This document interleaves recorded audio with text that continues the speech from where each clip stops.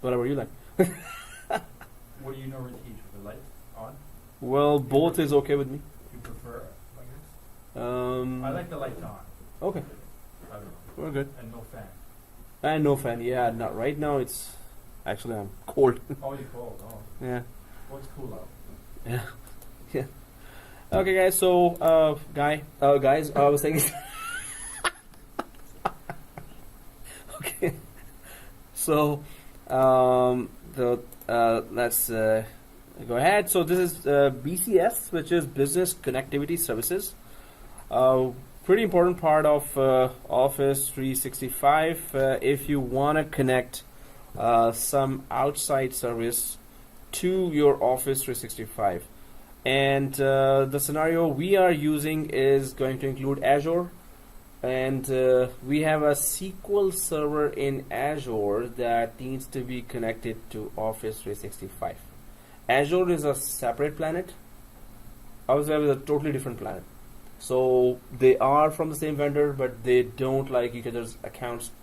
So if you log in from Office 365 account with Azure, you can. But after that, your Azure will be disabled because that's not the policy. They're separate in the class. So I told them not to do that, but we first went for Office 365. Then we started Azure, so they started using the Office 365 accounts there. They were able to log in. They were able to use everything. Once they discovered, disabled. So if we have Hotmail, Yahoo, well, Hotmail or Outlook, you need to create that account with Azure with credit card for 30 days only for life. If you use a credit card and email with that, so those two same cannot be used ever again. If you need another Azure for 30 days, the credit card has to be different and email has to be different and name has to be different. So totally other person. So okay, so this lab we are going for if I just start creating that lab, first of all, that's a lot of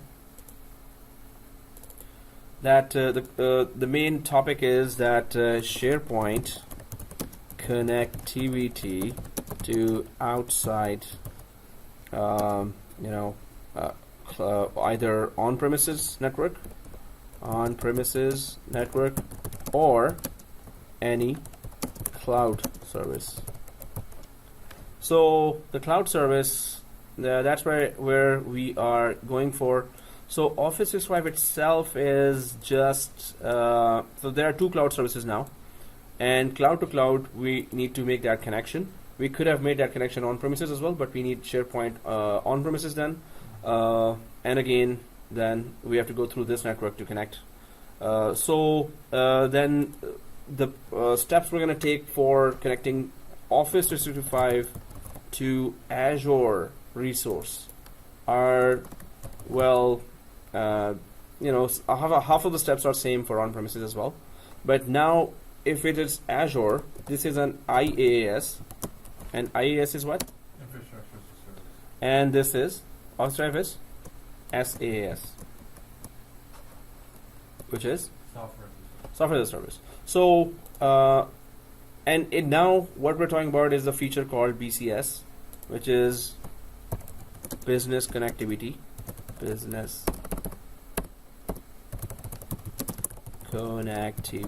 Services. Now it connects to anything outside, on-premises or cloud. So we're going for the cloud, which is also not easy. So the only purpose of the service is to connect SharePoint and not Office 365. We're talking about SharePoint now. So to connect SharepointOnline to the BCS is there for. BCS is there to connect SharepointOnline to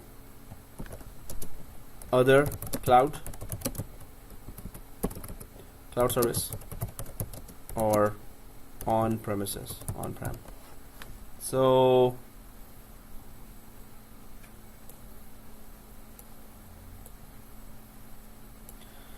BCS is there to connect SharepointOnline to other cloud service or on-prem.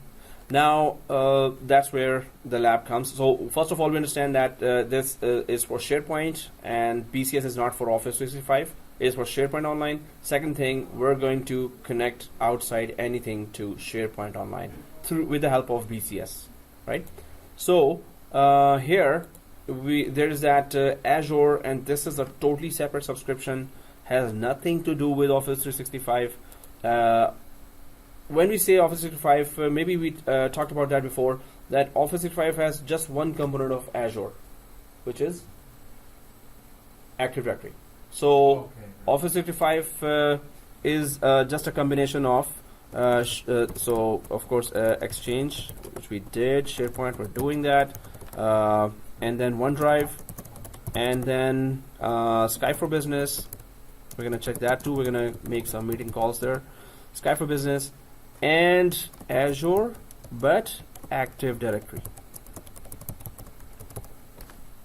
So nothing other than Active Directory is connected to Office 365. So Azure IaaS, which is composed of compute, so all the virtual machines, and storage, all the disks, and network. So this has nothing to do, or it is not integrated with Office 365. But we're going to do it separately anyway. So, but this lab already includes that. So this is going to be good that we're going to go for Azure. We're going to go for we're going to use a compute service, and we're going to create a SQL server on Azure, and we're going to connect from our laptop, connect to it by going inside and create a database inside the SQL server, and we need to connect this SQL server to a SharePoint list. Now, what does that mean? SharePoint list? So here, SQL Server will be connecting to some SharePoint service there, but with the help of BCS. If BCS is not there, you cannot make any connection to any SharePoint service from outside. So BCS will help us connect the SQL Server database to a SharePoint site collection service called Lists. There's a small app called List, and that list will, so SharePoint site collection list will show all the data from the database of Azure SQL Server. So that's ultimately we're gonna get.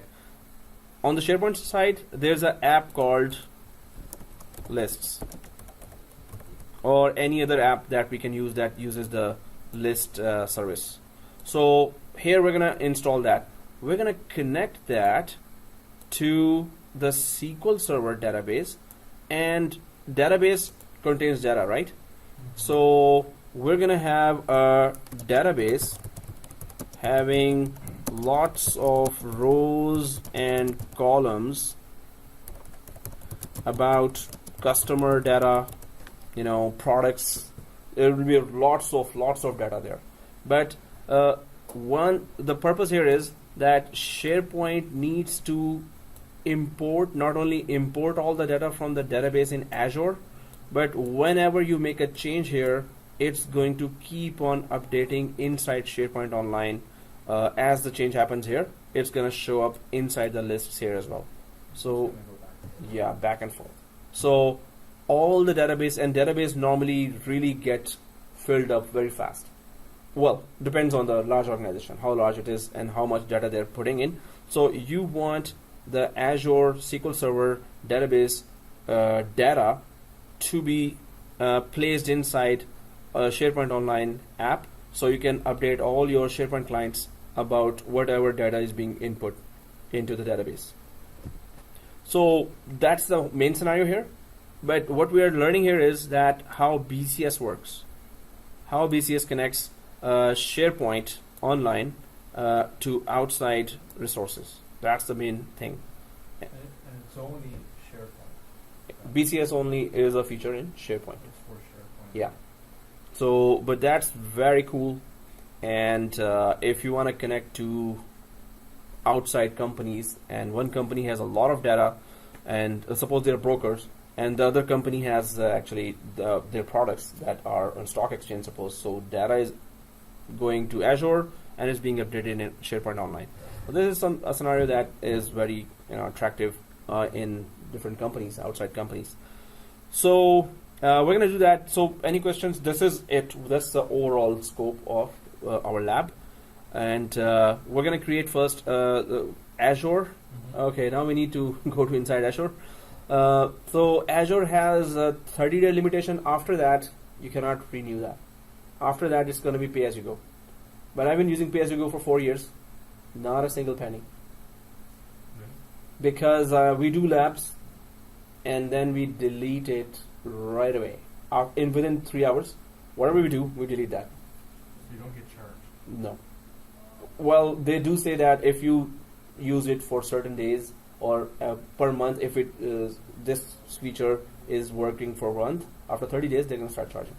So many of the things are not charged right away. So we're doing those labs which are not charged right away. But right now, if you have now we're going to open that Azure. So Azure, you need a credit card, and second thing, it will be $250 worth of services we can use right away. So I would suggest play with that. $250. Do not come back. I did it a year ago. Oh, okay. Then forget it. No, then you are as I am right now, right? Your Azure will be pay as you go, and I used my 30 days 4 years ago. That's it. Now, if I become a totally different name, credit card, email, I can just create another one, but 30 days. So you can use that pay as you go as well. I'm going to be using that now, and I've been using that in many classes, and nothing, no charge. But are you able to log in? So now it's going to be very tricky here. What will happen now? You're already logging in from Office 365, and your account maybe is suppose Nick at some company on Microsoft.com. It ends at on Microsoft.com. So make sure that with that account you do not log in from Azure. It may log you in automatically to that. Better use another browser. So I'll use Edge. That would be great.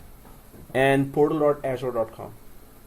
So now I'm just gonna write those steps here as well.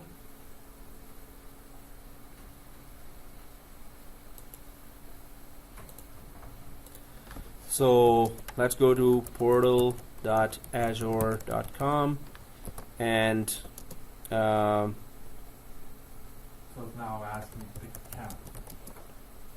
so Hotmail or Outlook, any of the Microsoft accounts if you have.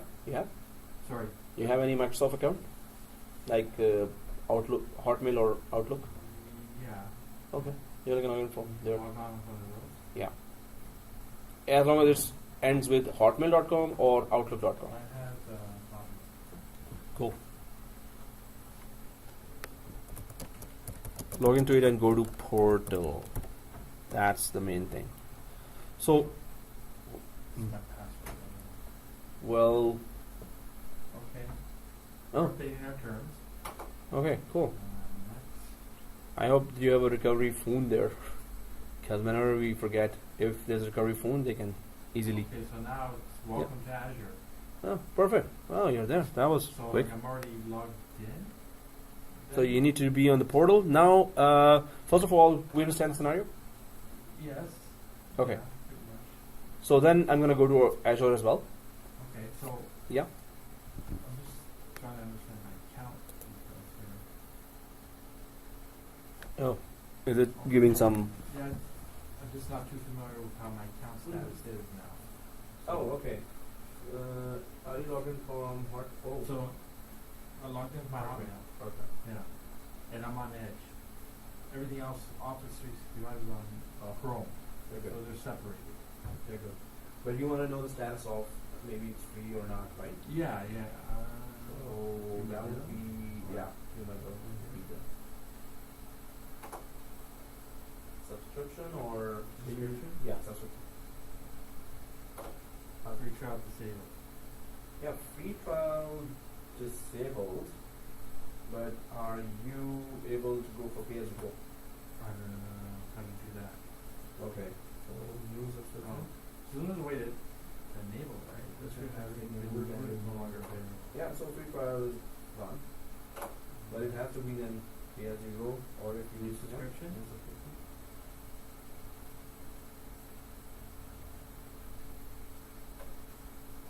Oh.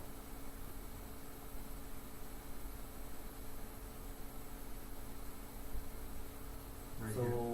pay as you go developer support, purchase. As you go and open. There's all. This is the only one. Flexible one is pay as you go. So click that. But it should stay free. But that if we use something, then it will charge. Yeah, and this information is correct, right? Okay, so text me. I think your credit card is still the same 1 year before as well when you. So Yeah. this is So just do I a need simple to form. text me now? Yeah. Uh, Should text you now and let you go ahead. But if there are more options, let me know first.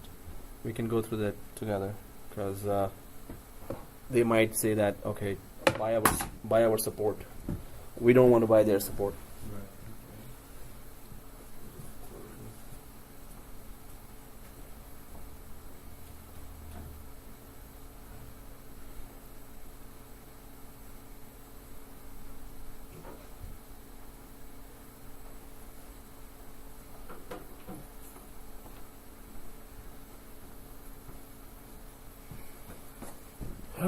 Okay.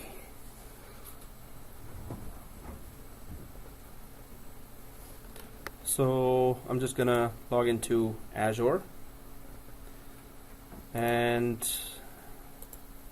actually I'm logged in already, but yeah, that was a morning lab.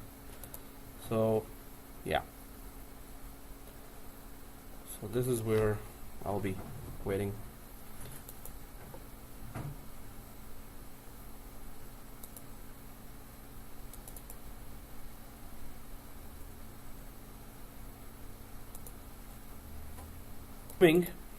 So this is the portal, and Azure has two types of portals. One is classic, one is ARM, which is Azure Resource Manager. Right.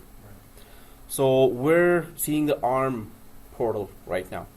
So classic would be discontinued slowly by Microsoft. So ARM has latest features, and we would have covered that in Azure as well. The same thing. I would have said that. So first of all, your portal may not have all these squares, right?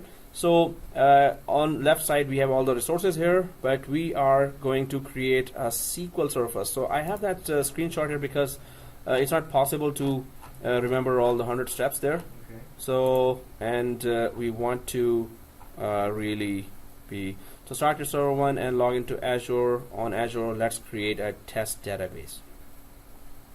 Okay, so we're going to create a test database, and for that we're just going to go for this. See this? Oh.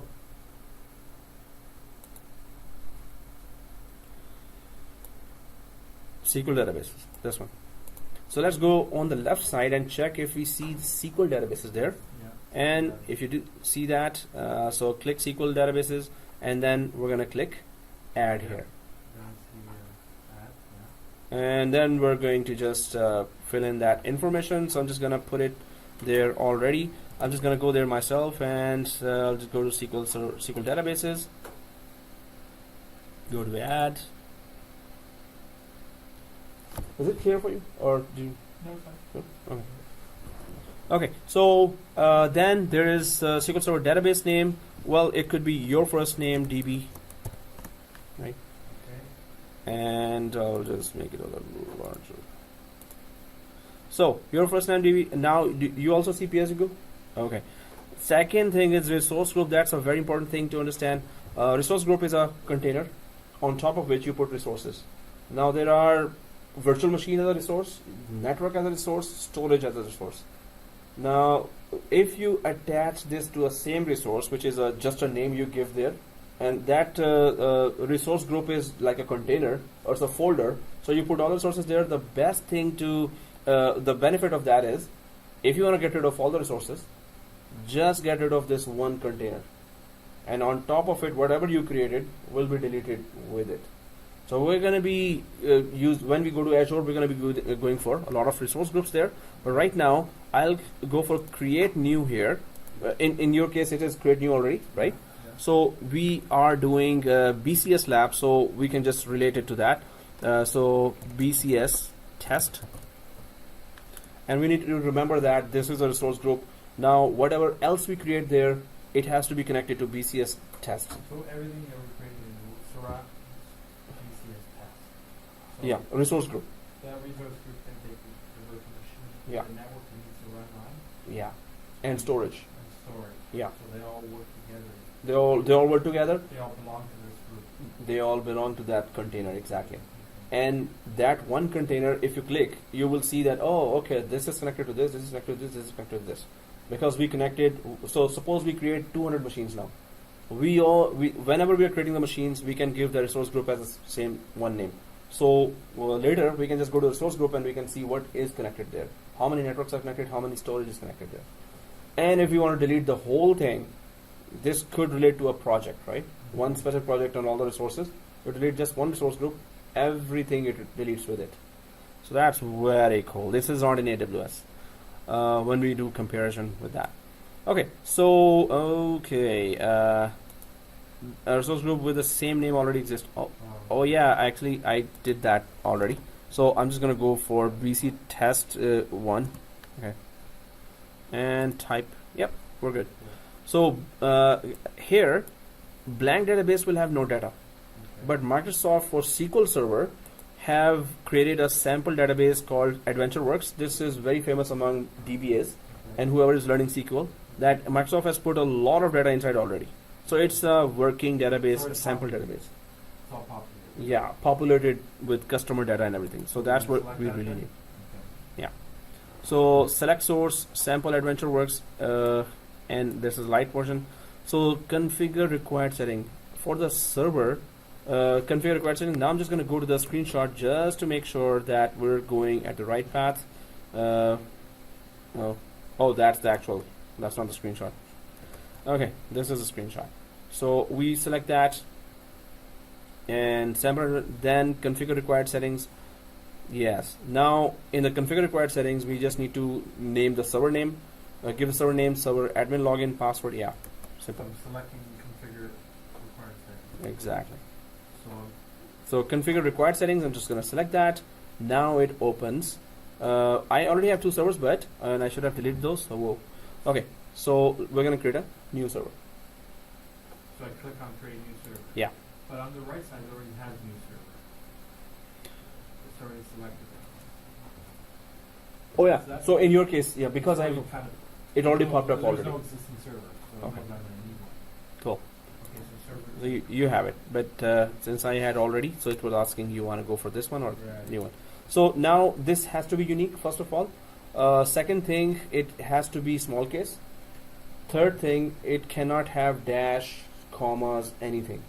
So and it has to be fourth thing, it's globally unique. This database when you create, it can be accessed over the internet by anyone. Okay, this is a standard server name like you're building a Windows Yeah. 16 box, right? Exactly. But you Characters, right? exactly, and it is .database.windows.net.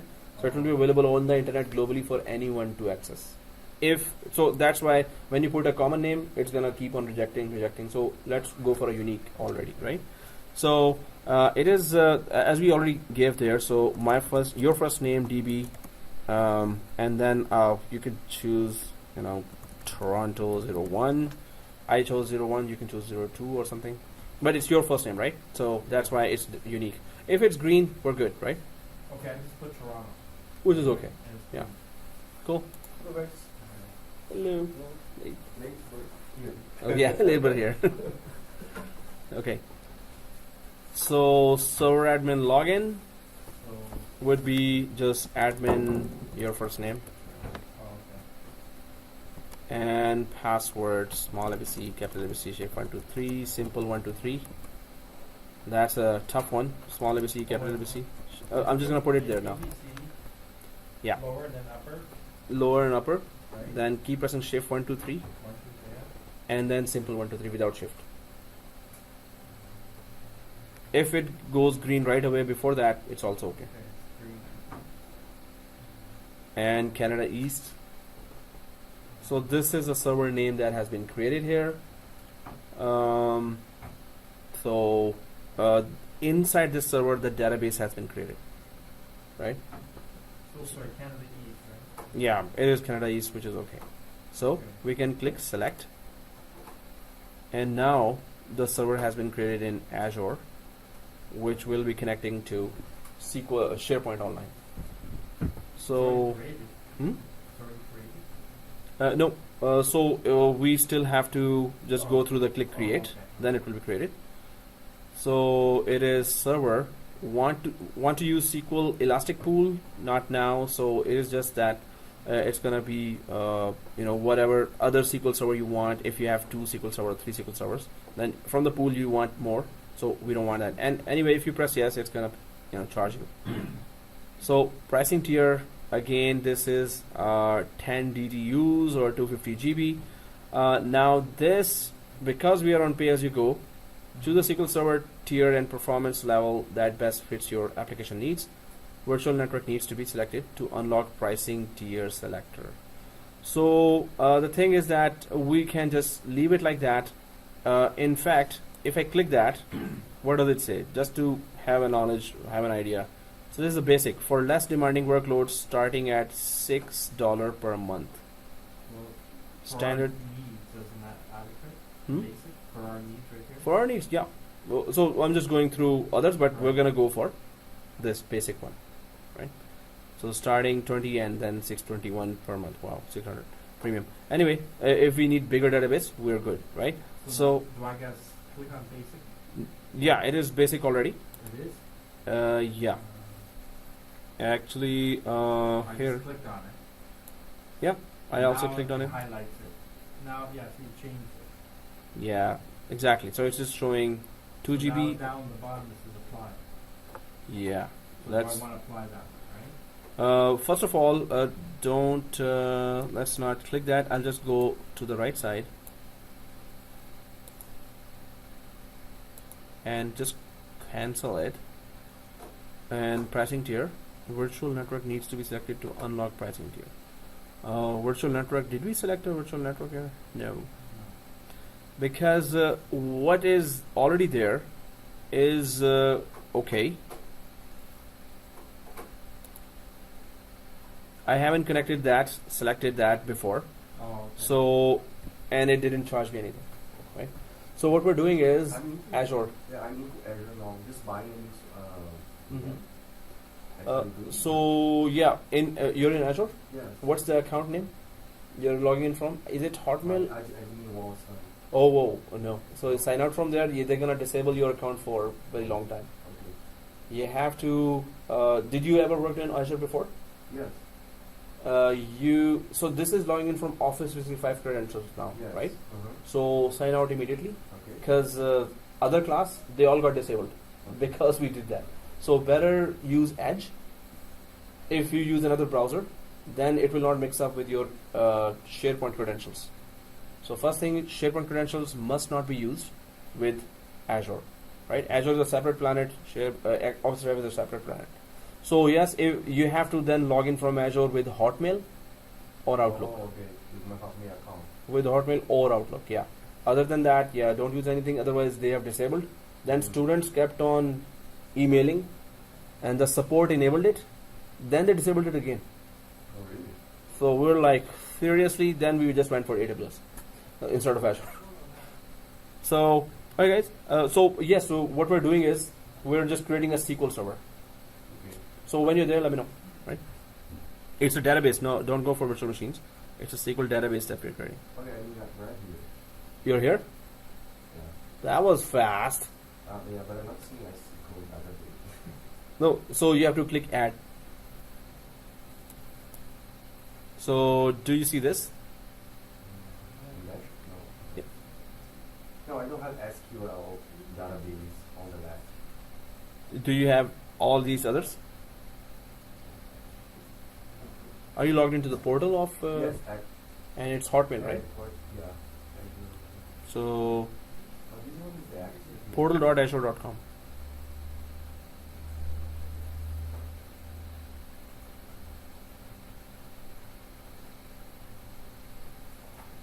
But so if you use another browser, it's not gonna, you know,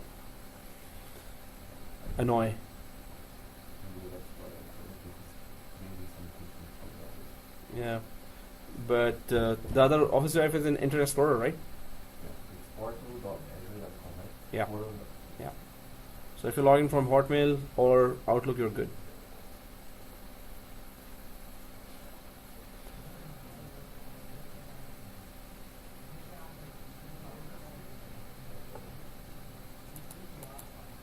So I'm just gonna close that. We're gonna keep it like that, right? So Wilson, let me know if you need any.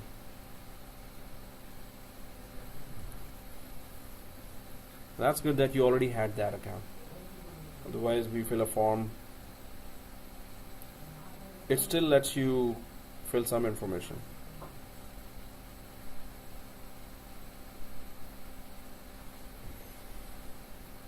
So let me make it standard one, the default one. So the database name and pay as you go, and then BC test one is the resource group. Sample Adventure Works server name is now what we gave there, and pricing tier is this. So pane to dashboard, we can just click that and create. Please fix the errors. Errors? Yeah, highlighted the pricing.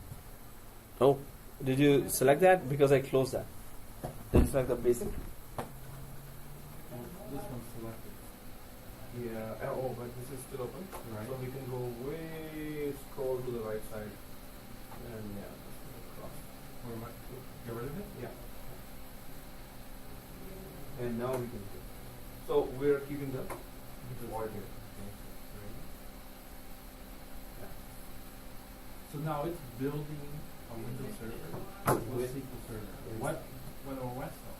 How do you know what OS? Windows 25. It does that by default? Yeah, that's all. It's going to. It says in the documentation. Now we're going to be connecting inside to it as well. So you're going to see that. But no. So Windows 2012 is in the background. It's a SQL server with a database and all the data inside. We will be able to directly access to SQL Server, but we will not be able to make changes in the Windows. We will not be able to access Windows itself. Just the SQL Server directly. Background SQL Server, Windows is there, of course. But it's building a Windows 2012 Yes. server. Yes. SQL installed. Exactly. With this sample database. Yes. And we're only going to be connecting to the database Only only. SQL's environment itself. We're going to be connecting. So they say that don't worry about the underlying operating system. So whatever memory and CPU you've we just selected. need a database. Exactly. So and it's creating. See, I guess you need some of the essentials before. What? For SQL. Yeah, no, Azure. I understand. Yeah. Right? Yeah, this is just SharePoint lab, and it is added there. Kind of leading into Azure without some of the. We could have gone for on-premises, but this is still gonna finish faster with BCS, with a real implementation of BCS. Otherwise, on-premises would take 2 more classes just to You have to build Well, that yeah. environment. Yeah, this was quicker. But Azure, we're gonna separately tackle.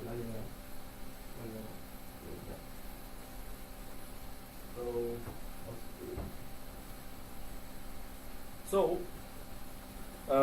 now, of course, it is. It's created, right? Yeah, it is. Deployment succeeded.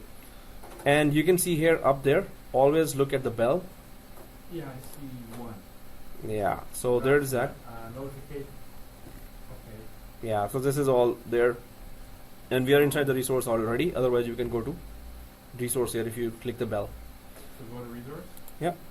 When we go to resource, this is where we were already. So now, in order to connect to the SQL Server, we need to just have that. SQL Server is like in every company. You cannot avoid SQL Server, right? Yeah. Yeah, sure. So your free trial expires in 30 days. You need to talk about functionality. Expiring or expires in 30 days. So it is starting now. Should we be here to hold it back to zero? No. automatically it's Oh, automatically converted. So that's okay. Because you know what, we then have to subscribe to pay as you go, otherwise it won't let you use that. So automatically is also okay. Otherwise, this if it is expiring 30 days, once 30 days is done, you can go there and manually shift to pay as you go yourself as well. You can do that. Better go for automatic because yeah, you will have to go. There is no choice but to go there. Pay as you go. so in 30 days I have to come here and sign out or it's not work out. In 30 days, you have to just use all the $2-3 that you have free available. Is what those services.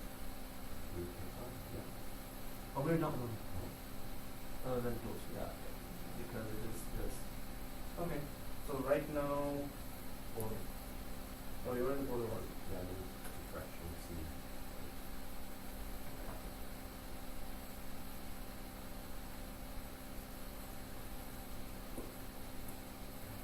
Okay.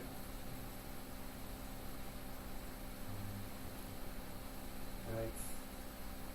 Maybe sign out from all and then try again. So if it comes there. So if $250 has been used up already, so from Hotmail, did you use that Azure before? This Hotmail? Did you use Azure before? Just like to. No, never. Never. No. So you will still be going for $250. Best is if you can, close this browser and open this Explorer again, and then log in again with that Hotmail. It should let you just do that. So we've created the SQL Server here, and then there is SSMS. So SQL Server Management Service. So for SQL Server, let's just go to Google and type SQL Server, and then SSMS. So what is that? This is the client with which we can connect to a SQL Server, right? So this is the client we need to download and press enter. I think you have it downloaded in that physical desktop because somebody else was doing that. But I'm just gonna, for the video, I'm just showing that if you want to download, you have to just type SQL Server SSMS. Oh, the Management Studio. Yeah, Management Studio. You need the whole component, that whole. No, just the Management Studio, which is a small file. It gets installed with full SQL Server as well. But if you want to remotely connect SQL Server, so we can just install the Management Studio there. So you're saying maybe download it already? This is where it is, but can you search in your type here to search? And just type SSMS. So if this comes, Microsoft SQL Server Management Studio 17, so this means it is already installed there. If it's not, then we can download and install it here. SSMS, SQL Server Management Studio. I see here, SQL Server Studio Yeah. 17. Yes. Oh, you also have it? And you also have it, right? As a local. So if it looks exactly like that, we're good. Otherwise, I don't know what oh, happened. good. You have it. I didn't do anything. No, you press enter to that, and because it is installed already, so either you entered the .exe file which is installing now, or it's gonna just start that management studio. I think it's installing, which is okay. That's what we were gonna do after download. Just download this. Yeah. And you also, okay, you're trying to. Oh, so then I'll just start that as well. Enter. I'll click that.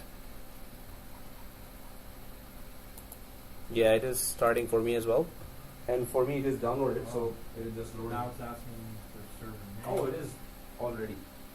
Yeah, someone already installed it. Yeah, somebody already started using it.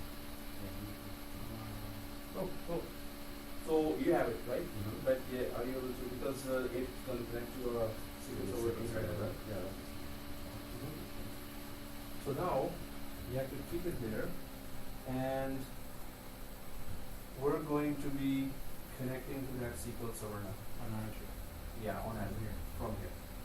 So you have to go to Azure page where the SQL Server was. Yes. Now I can go. What is the name of the database? Yeah, it is database name your first name DB, and so this is BCS test one. BCS. This is what we're going to do. For SharePoint feature, and this is the second database here. Yeah, this one. Okay. And then you have to configure required settings. Oh. No, that's oh sorry, not this one. And then you can just put here your first name, and then Toronto maybe. Oh yeah, it's already taken. It's okay. It is green here. Yeah. Now admin your first name.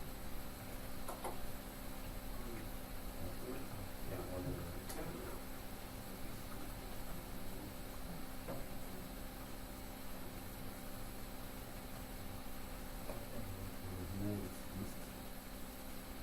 So yeah, it's pretty. So go for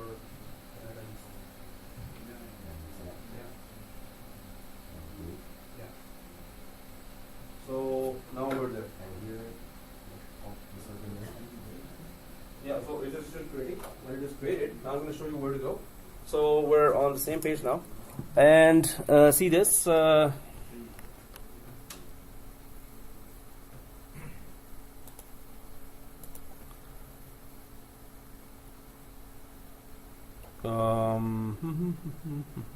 What? Oh, So it, SQL is going to be the database of the SharePoint. yes, SharePoint list.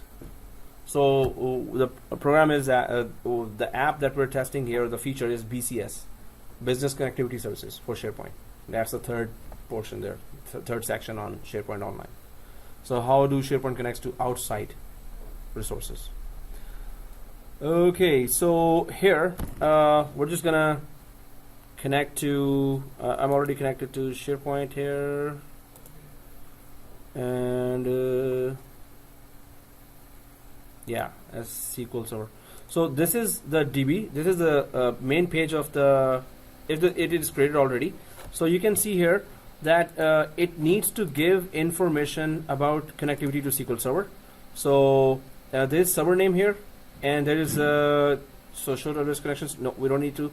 So we can go down on that same page and keep going down, right? So there is dynamic data masking. So these are just the information that are available here. Transportation, transparent data, encryption, advanced threat. So that's why I have those screenshots here. So I'm just gonna go to that screenshot and we're gonna see how we connect. So this is what we just did.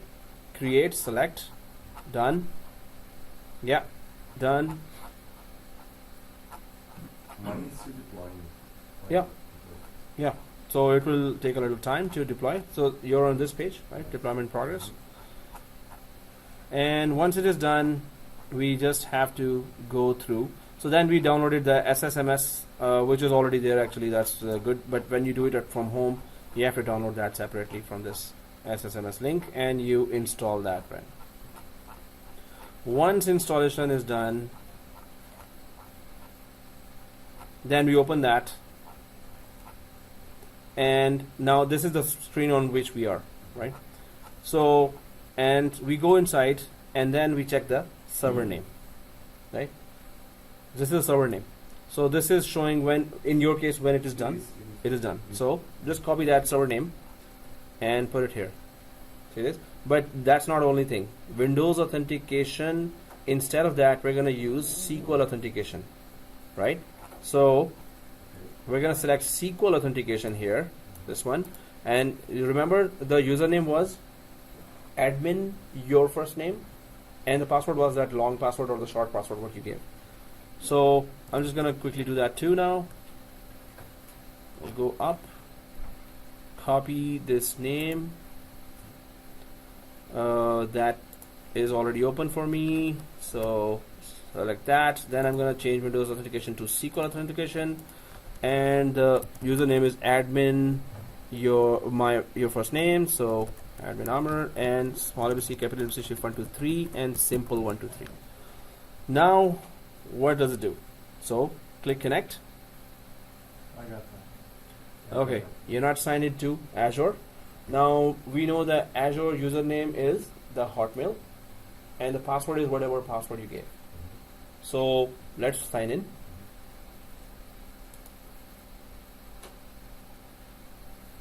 Yep, there it is. Use another account and the Hotmail.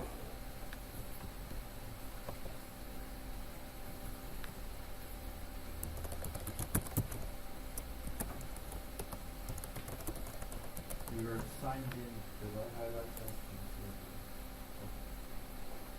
Your client does not have access to it. Oh, okay. So that is, we need to open the access there.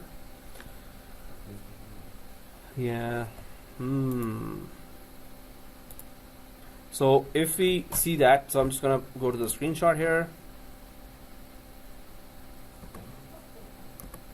Yeah. So if you get that error, so it is also in the screenshot here, and now we can go back to our firewall settings for our database. How do we go to that? Say okay on that message. Which one? The new firewall rule. Exactly. Do you leave that? Okay. So this is going to add your firewall, this IP to the firewall in the database. So go add, do that. Yeah, click add. But that's okay. Is it doing sync? Oh, good. Okay. You're in already. That's not fair. Oh. No, that's good. Oh, okay, that was fast. Okay, let's go ahead. So you should be looking at, okay, then the username, password, and everything. Yeah. So this is our screenshots, and where you are sitting on this page, right? Yeah. Right. So expand the databases. This one. Databases, and then you should see this. No. So expand databases and then expand your name DB. You should see your name DB there now. So, and then you should be seeing this table, especially this customer table, this one. So, do you see that, right? Customer? And Nick, you see that too? Yes. Okay. Okay, so we're good. So this customer table we're gonna show there in SharePoint list, right? With the help of BCS. So we haven't gone through. So this is Azure. We did already, and yeah, database just show all the connections. So one more thing you can do is, if you see the customer, right click here and click the select top 1000 rows. Right click here, select top 1000 rows, and it should show you this. Select top. Yeah, see this? 1000. Select that. Select top 1000 rows, and it shows you all the data. Cool. So let me know. Right click this customer. So now it's connecting to that SQL data. Yeah, and all the data inside. So if it is showing that, we're good. So this all data better appear. We need to make it appear inside the SharePoint now. So that's where we now need to go to SharePoint site. So first of all, where is that service? Let's go back to SharePoint. Now this is in Edge you've opened, yeah? So SharePoint gonna be with my another credential. Yeah, SharePoint has to be with other credential, and it's good to have it in another browser. If it is another browser, we're good. So do not open in the same browser where Azure is open. So you're in the corporate production environment creating this. You got to create multiple emails. Azure, Yeah. Office. Yeah, that would be official, as many as needed. We create a lot of accounts when we create SQL Server on premises. We create 5-factor account just for that application. Online, yes. If we had to, we will. Yeah. So my SharePoint is gonna be my at Netflix college that one. The original. The original one. Okay. You're already logged into that, or Yeah, I'm sorry. portal.office.com. But was it expired, no? We can extend that. Oh, Yeah. okay. If it Last is. time, did you use your credit card to sign in? Mhm. Yeah. I extended it to the expired. So 30 more days. You know where to go for Oh, that? Yeah, we did it. Yeah, sorry. So if you're logged in, you can confirm that. And I'm just gonna go to my Internet Explorer because I don't want to be near Azure when I'm logging into Office 365, portal.office.com in another browser. And yes, admin Ahmed. So just gonna connect to this in Office 365 and admin.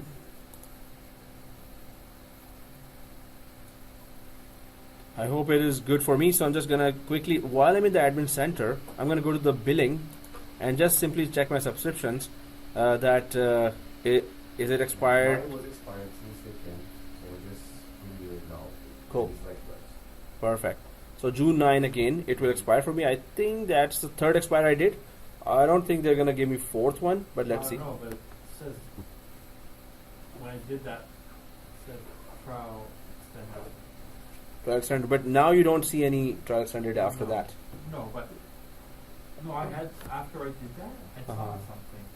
Oh, okay. I don't know, extend trial. Again, written there? You're kidding me. So Okay. expired, oh, that's my old Okay.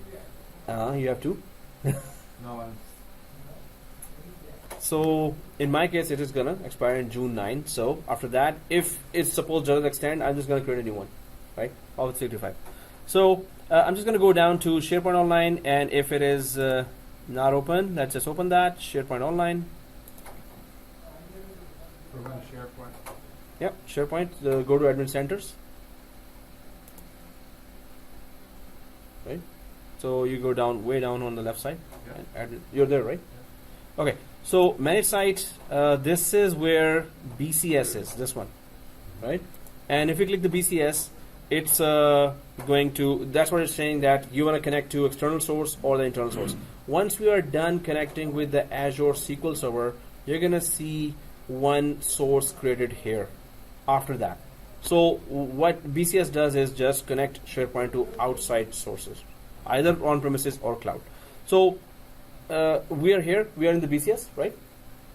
So we do not have to do anything now. Now that, of course, when you're connecting outside, it has to be very secure. So we have to take care of security first now, right? And in a SharePoint, any SharePoint admin scenario, you might face that first thing.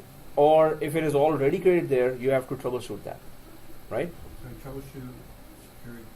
So how secure it is, we're gonna check that. If somehow it is corrupted or misconfigured, you can just correct that too. But they will ask you as a SharePoint admin, how can you connect outside, right? So this SharePoint here has the other feature called Secure Store. Secure Store.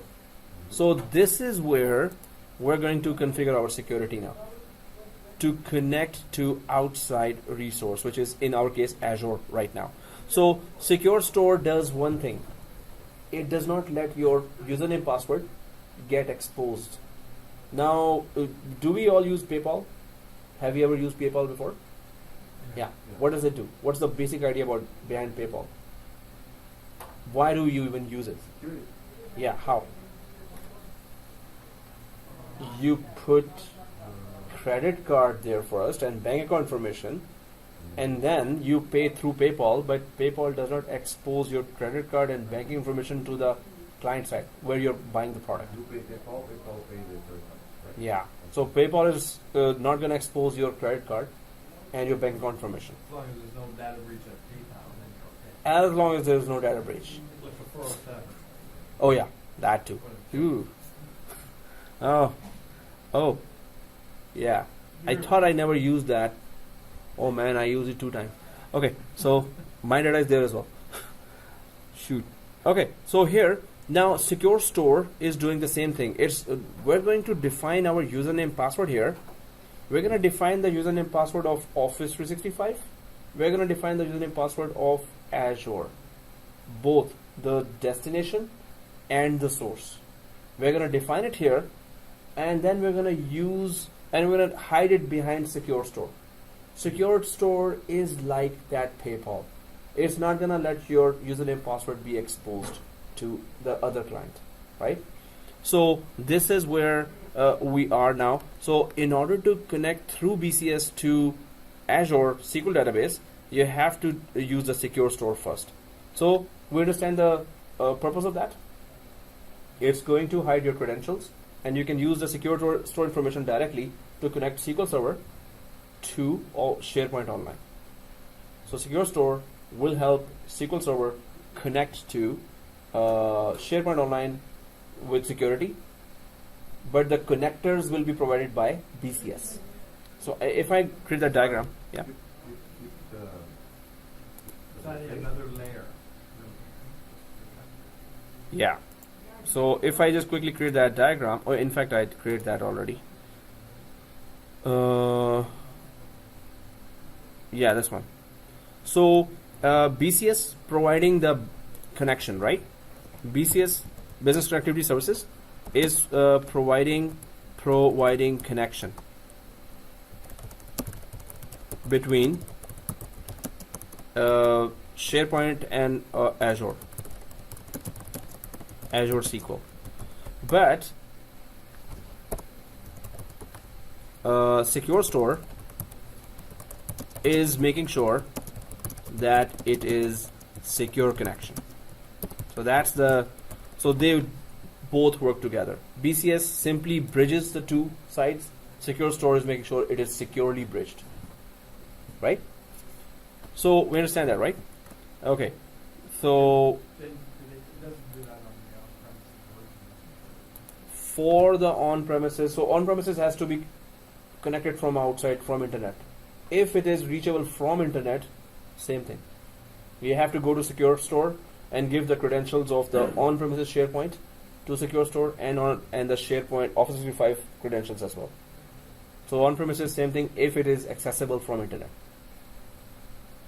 Okay, so we understand that BCS is providing connections and Secure Store is actually making it secure connections. So we can just go ahead and configure the Secure Store. I'm just going to go back to the screenshots here. So we're going to go here and we are going inside the Secure Store. I think we're already there. So we're going to click the Secure Store and then we're going to click the new button there, right?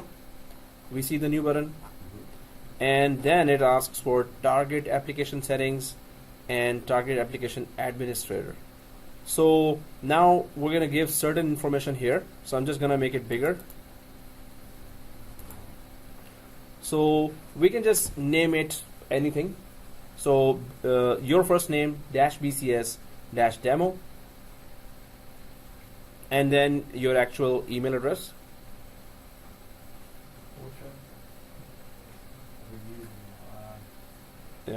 Gmail or you know, Doesn't matter which one. well, it doesn't matter actually. It could be that same Hotmail with you, which you're logged in with Azure. Or you're using that. So if this is there, then we can also keep that Windows username and Windows password. We don't change that. We don't touch that, right? So first of all, the target application settings, and then we just go down to giving target application administrator. Do you see that? 1 second. Okay. When I populate my email account, the field name put my last name. Oh, it detected from the browser what your name is. Yeah, this one. Yeah, replace that. No, your last name should not be there. Yeah, populated it. So this should be just Windows username. If it is populated automatically, we can change it back to Windows username exactly with these spellings.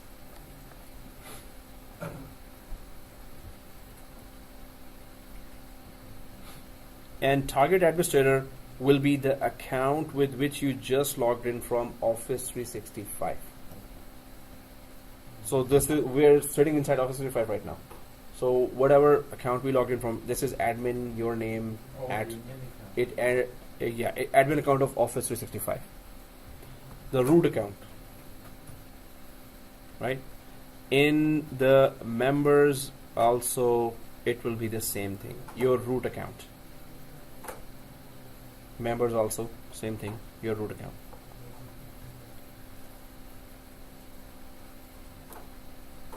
And then we just press OK. So while you guys have done that, so if members and target application administrator is the same, we're good. Then go ahead and press OK. Hmm?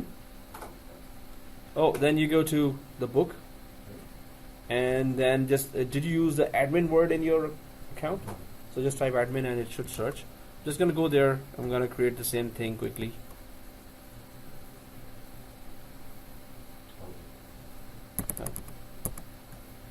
Okay, I'm there, and there are 3 of those, but I'll just delete that. Oh, that many times I've created that. So, the Yep. target administrator put my admin account. Yep. And members also, your admin account. Oh, same one? Yep. So I'm just gonna go for as well BCS that your first name dash BCS dash demo Control A, Control C, Control V, and then any Gmail.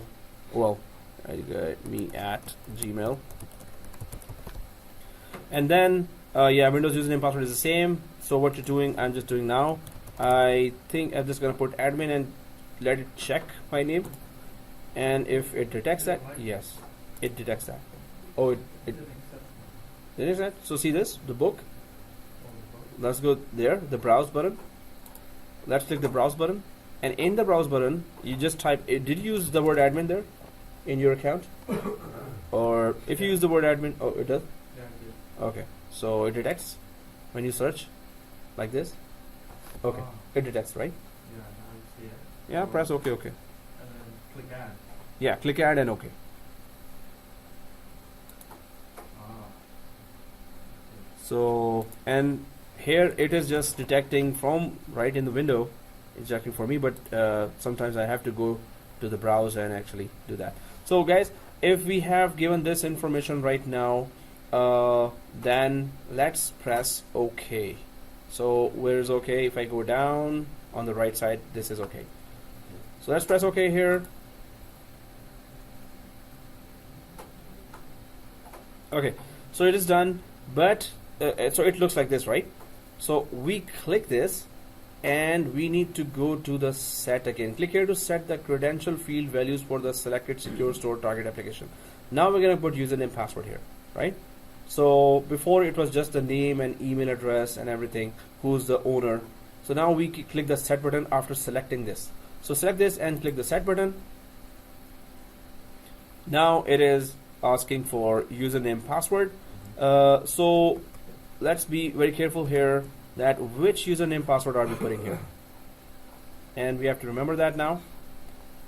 So here, so remember where you put the admin, your first name admin. It was in SQL Server. So the SQL Server was your username, whatever you put there, your first name admin, and the password, whatever password you put there. So I hope we remember that. So I'm just gonna go there myself. And then okay. Yeah, then okay. So your first name, admin, the password. I think I put the full long password: small ABC, capital ABC, shape 1 2 3, simple 1 2 3. So I'm gonna put those 2 passwords there, and then I have to just press OK. So this one knows that it is connecting now to the destination. The destination address it knows now, the secure store, and it knows the local, username because we added admin as well. So it knows the source username password and the destination username password now. Okay. If we are done with that, are we done with that? Yeah, done. Okay. So let's go ahead, and I'm just going to go for the rest of the screenshots here, because now we just need to log into our Office. Well, I'm logging in from Office 365 here. I'm going to go straight to SharePoint. Okay, yeah, we're already there actually. And what am I doing here? Yeah, so now we're going to create SharePoint site. No, well, we have already created a SharePoint site. I think we already have one SharePoint site collection created there, right? So if you have created that, let's go ahead and open that. What are we doing here now? We're going to be adding an app. So I was saying while I was explaining that concept there, that it has to be. So SQL Server has to be connected to some kind of application inside SharePoint. So we did create SQL Server. It is ready to be connected, right? We did work on the SQL Store as well. And now we are adding an app here to which all the database information will be going into, right? So that app has to be there. Now it's gonna get bumpy right from here. So let's go to the SharePoint site collection first, right? And open that. So I'm just gonna go there and open SharePoint site collection. So it is already up there, site collections, this one.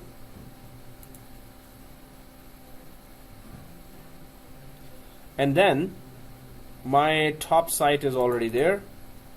So SharePoint site collection, I click there, and then this is your first name company site if you have that, or any other site is okay.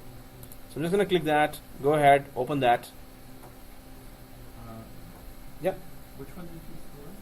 Open site. The top one, company site. Your first name company site. I don't have that. Yeah, I Oh, don't have that. so any site that is I have having Nick- 300 I resources, have something that says Nick site collection. which is okay. Yeah, okay. But you see this? The 300 resource should be Yes. there. Yeah, If that's there, go ahead. yeah. Open any of those sites. Okay, so see that screen. And then click there. It's going to open it in a separate tab now.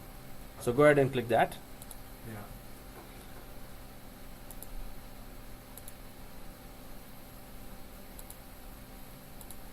So here's the site, and we need to add an app there that will be connecting to the Azure SQL outside of SharePoint and outside of Office 365. So let's click this third one. I hope you're there already. Okay, so click that third one, and it's gonna load a lot of apps there.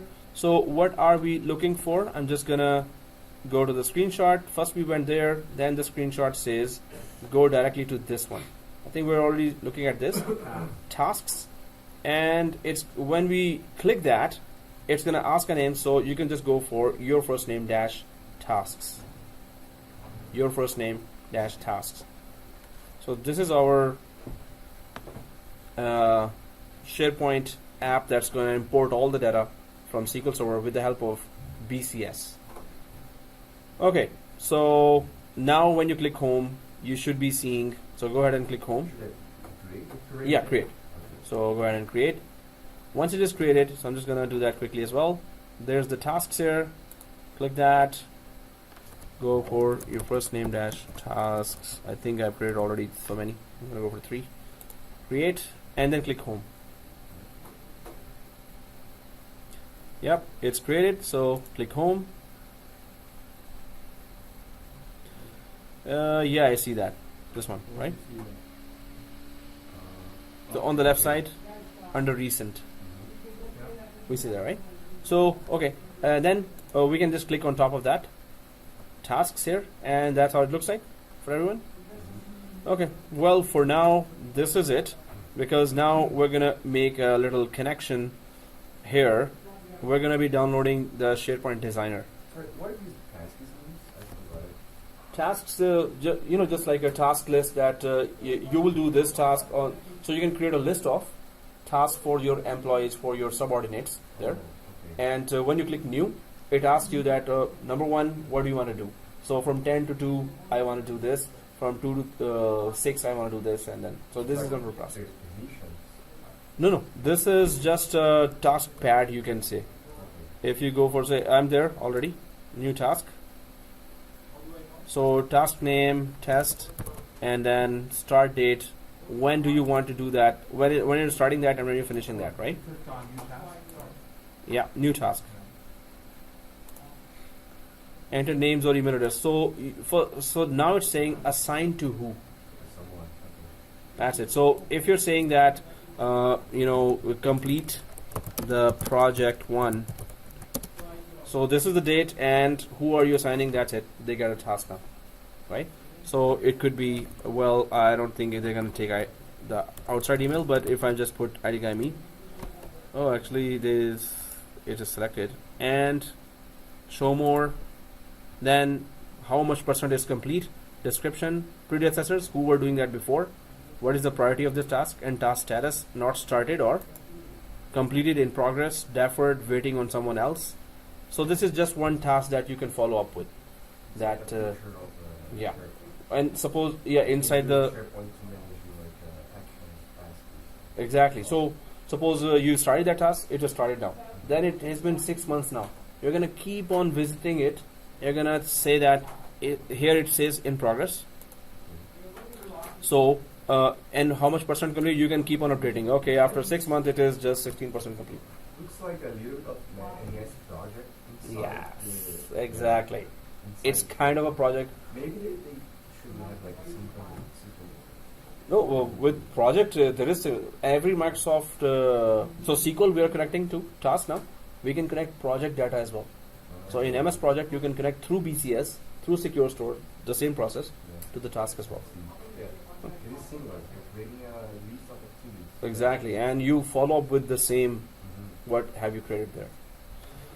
Okay, so I'm just gonna cancel out from here. Oh, we cancel?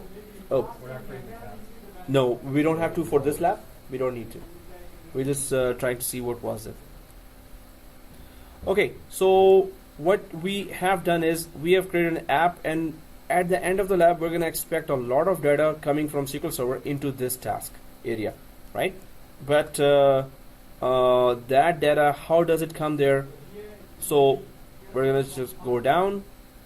Now see this? Are you able to, when you click the task, do you see up there something like this? Yeah.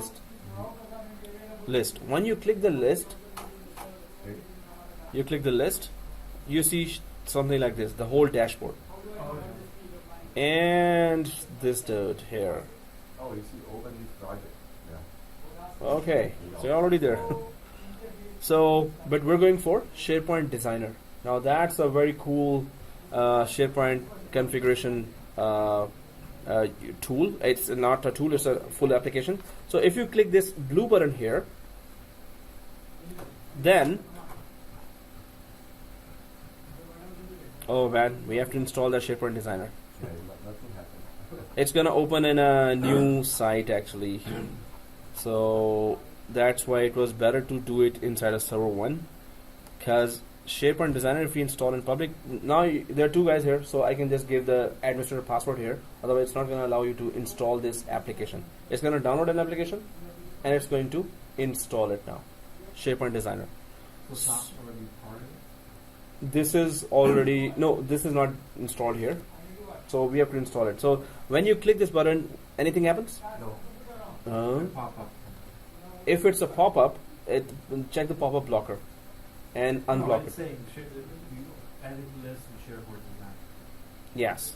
Okay. So I'm just gonna go there quickly, and just for the video, yes, I see the list as well. I'm gonna click the list, and then I'm gonna go for edit list here. Once I click the edit list, now it opens a new tab here. Does it open a new tab? No. I think your pop-up blockers are Really? blocking it because you should be on this page now. Let me know if you're. It's like it's deactivated. The button.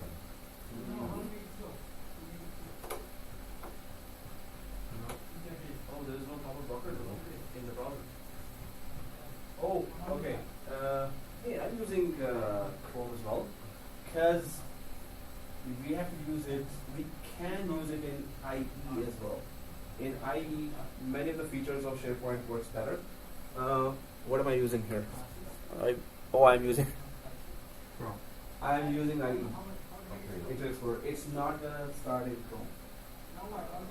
No, no. I'm So using IE. what you need to do is, yeah. Oh no, I'm using Chrome. Chrome. Yeah.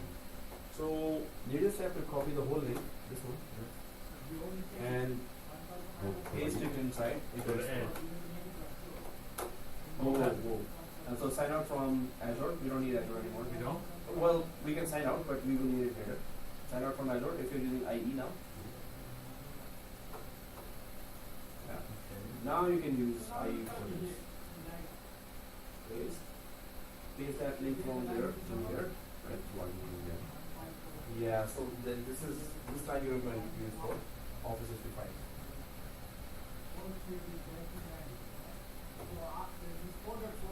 That's a lot of username and password, right?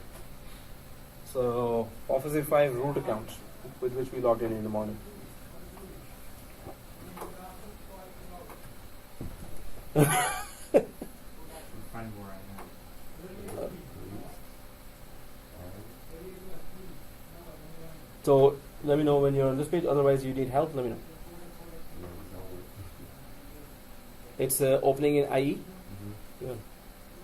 Oh, allow 160 the message. Oh yeah. Allow Now give me error. Or sort of four. No, click again or go back and click again on that link.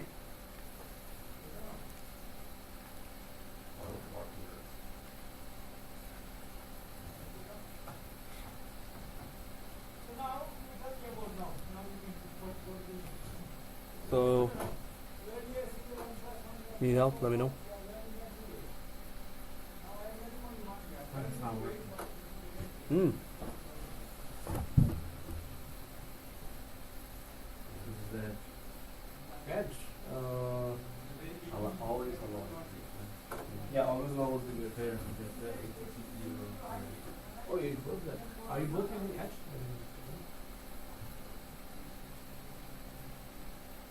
Does that ID?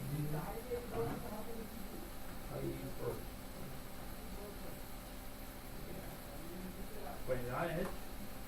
Or I didn't think they so supported it. IE works wonders. I mean, IE works the best. Edge is. Oh, I thought it was Oh, good. Well, it is latest, but yeah. So go for IE and then try this again. IE is the best one. You're there, right? So this is the Edge you're using? Yeah, you use that. What ID am I using? IE? Yeah. Why Microsoft has two browsers?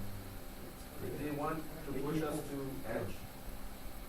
They want Edge is not to working. push you off To the what? edge. From the edge. Over the edge. No, maybe that's not the name. Using Chrome.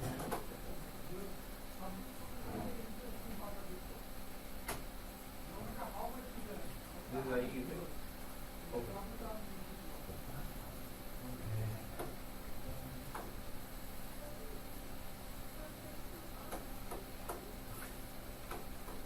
Look. No, that's just the password. It's not going up. There we go. Only because otherwise Chrome works perfect, but some places Microsoft says, "Whoa, come back to my product." And that's what it's doing. So we download it? Yeah. Download, install. Which one? The Oh, 64-bit? yeah, 64-bit. 300 meg. Wow. Small, maybe. Not that big, right? 300. So download and 64-bit. And next. Oh, what's that? Oh. Yeah. So we're not using a cloud-based designer. No, a designer. This is the big thing. So it is an application actual, and yeah, we have many big things there actually. Is that red? Yeah. So this SharePoint designer will help you customize those sites, your site collection, allows you to create your own kind of Many advanced features are there. So through this designer, we're gonna connect our SharePoint with that SQL Server, Azure. It has that feature as well. It's downloaded or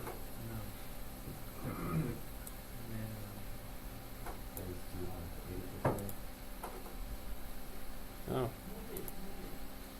But yeah. now it's telling you, try Microsoft Edge. oh yeah, they're pushing us towards that, but it sucks. Edge is many of the applications did not work. Something like for a PC, but 12 admin credentials. Oh yeah, that. Your story.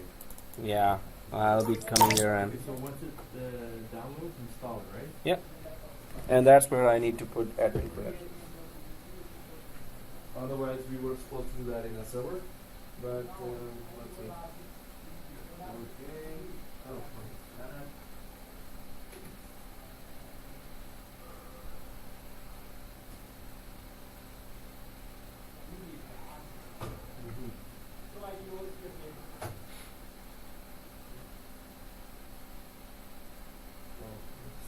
Terms, and when you get that, let me know. Install now, right?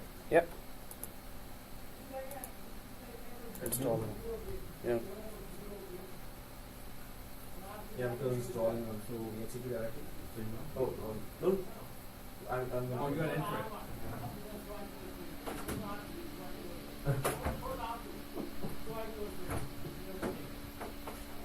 Oops.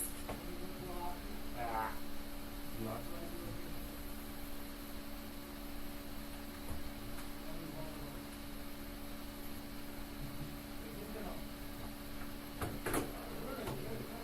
So till the end, we can ask anything else, right?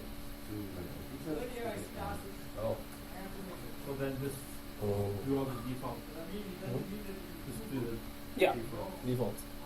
It's all in SharePoint Designer 2013.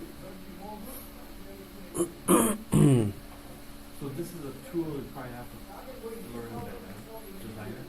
Yes, it has a lot of functionalities.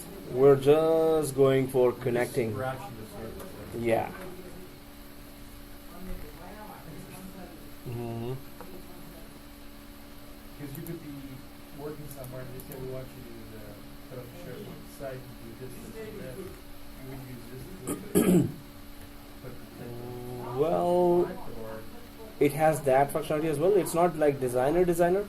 It's a configuration of SharePoint as well as designer. So it's the full SharePoint functionality. Not full. Majority of the complicated configurations are here.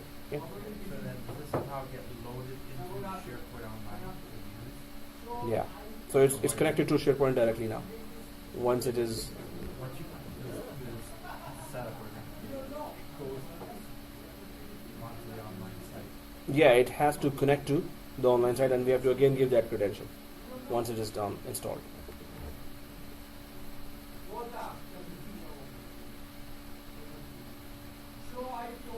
Oh yeah, so about coming to 2:30 till 6:30, is that okay, or Oh, yeah, for this question. okay? You're also okay with that? Mm-hmm. Okay, cool.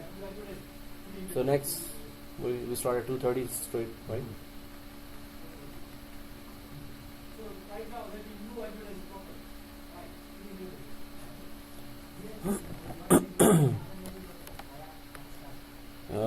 For me is, well, let's see.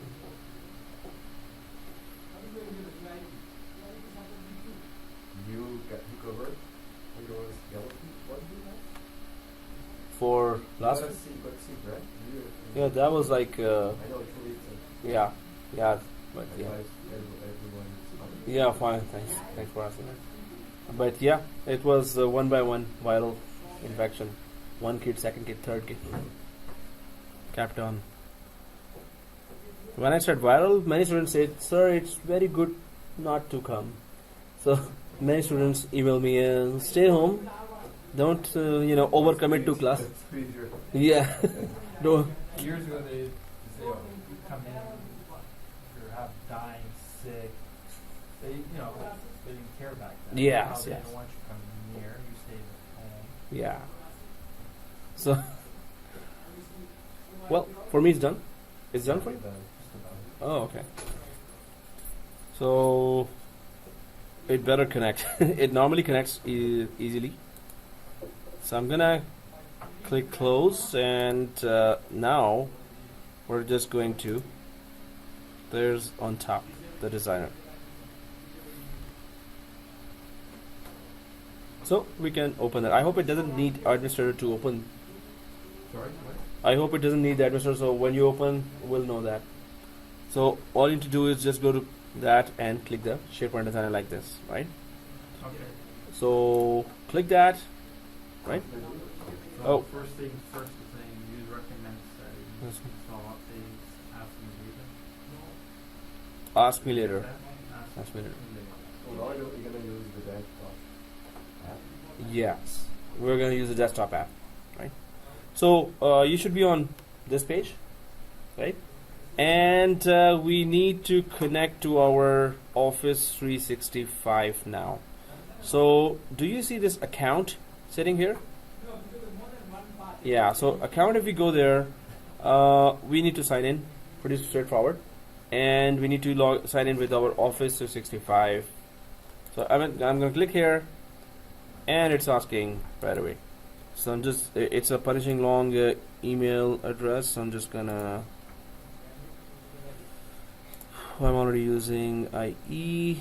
I'll go to active users and copy the whole email again. Oh yeah, you logged in? Wow. Yeah, there it is. So I can copy the, oh, okay. This SharePoint app comes with Windows already, right? Office 365. Office 365 comes with Windows? No. Yep. No. We have to purchase and download that separately. The next release of Windows 10 for the update is going to have a multiple clipboard option. Oh, multiple. You know, Yeah, the clipboard. reusable stuff. Let's say your email address and all that Oh, stuff. okay. So it's taken them 20 years of Microsoft Windows to come up with this. Really? There's third-party products, right? Oh, okay, which are already. It Yeah. allows you to save multiple clips. Yeah. But I'm thinking to myself, it's taken them over 20 years of Windows experience to come up with this. Yeah. There's. Because it's stupid. One thing you can copy and paste, right? Yeah. But this will allow you to save regular, type thing like your email. Exactly. No, the thing is that, yeah, whenever they approve the policy, maybe they were not approved for that or something. Yeah. So we're connecting. It's loading for me. Loading your connected It service. shows OneDrive and then Sites. Oh. Same. Oh, it does show sites. Yeah. That's what we want. But hey, it's still loading for me. So if we go to the sites itself, this one. Right now it doesn't show anything, right? Okay, but here in account, oh, it's still loading. Why? Well, it took some time and I started a little late. So, but in sites it doesn't show. So now I'm just gonna go to, because we need to open site and we need to connect to it. So how do we do that? And that exact site we need. But what is the link there? So I'm just gonna go to the screenshot here and simply show that. So that's where we were. Then we went to SharePoint Designer. Then we 64-bit. Then this dude, and we downloaded the SharePoint Designer. Going down, install done, and open.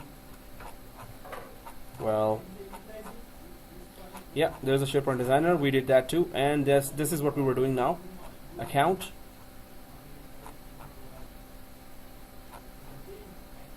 Yes, we went for the account. Then now we need to, well, I'm just gonna go to the site and show you the link that you have to grab that link and come back here and put that site. So there's the open site. That's where we are now, and we can click the open site, and in this site we're gonna put a link, and the site which we already opened. Sorry, opens. Yeah, so first is We Open get site. your address from Exactly. SharePoint and Yeah. copy it. So site name. And do you remember this? That was. I hope we did not click close, but yeah, it's okay. Oh, okay. So copy and paste that. Yeah. It's not with any text, right? It's once you Yeah, I hope you remember that site collection that we added. If I go to, yeah, in this page it is already open for me. So I'm just going to copy that. oh yeah. Got it, right? Okay. copy that and open site and paste and click open.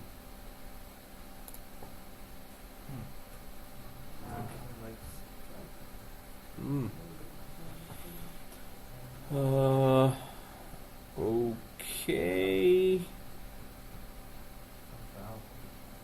Done. You should be on this page. If everything goes well, yeah, let me know. Okay. You're on this page? If you put it on open site, just So click I see open. all these folders. I didn't see what you click next. Oh, I s- put the open PR site? icon. no, you click the open site. So I'm here. Yeah, then click open. All this. Don't I need to select something? No, the rest is Oh. it's going to do itself until you reach. I got the message. Microsoft SharePoint Now does not support use the Office tracking. This one.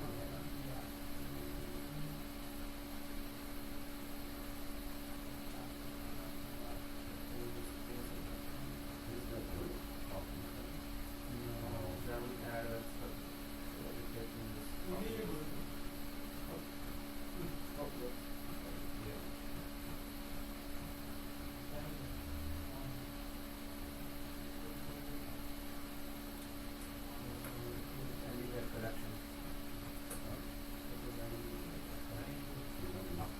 Yeah, so until end.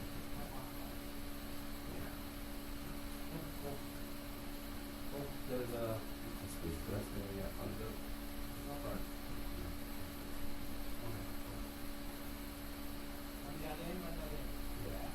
Ooh. Open site. Yeah. Because that link, if you want to notepad or Yeah.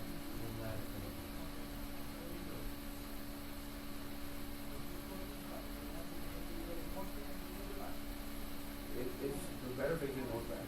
Oh yeah. You got it. Yeah.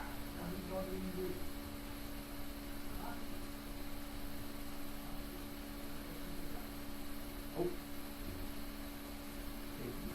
Add and after now. Oh, yeah.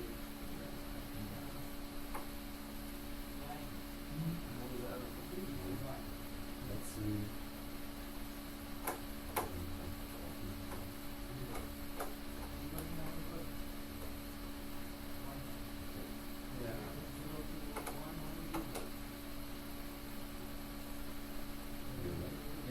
Now if there comes, let's see that.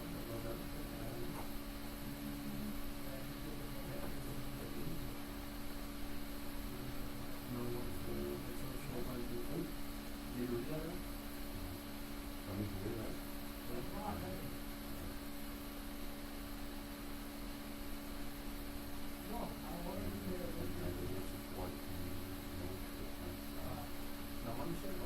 Oh, that site is not SharePoint. But I think we can select a new site. And do you have 3 or 4 sites right there? We can create a new site then. Site collection. Oh, I took another one. Yeah. That. Yeah.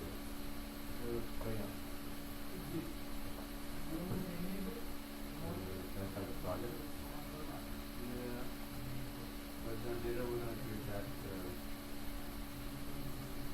app here.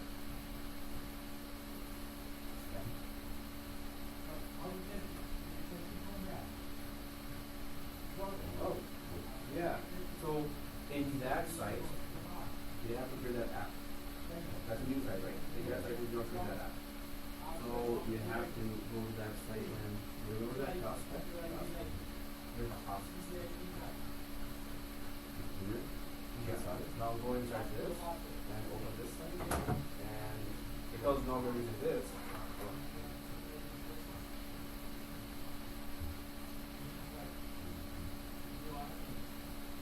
it was not completed or this site is not.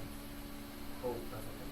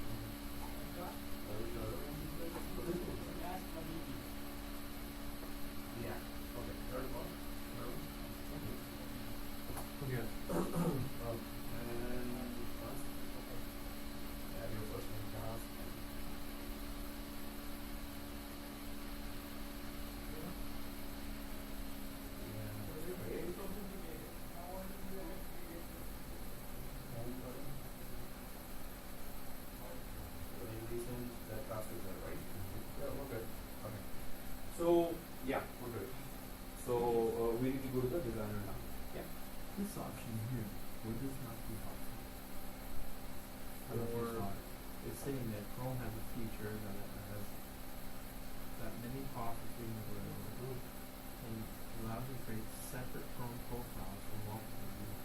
Well, that would be wow.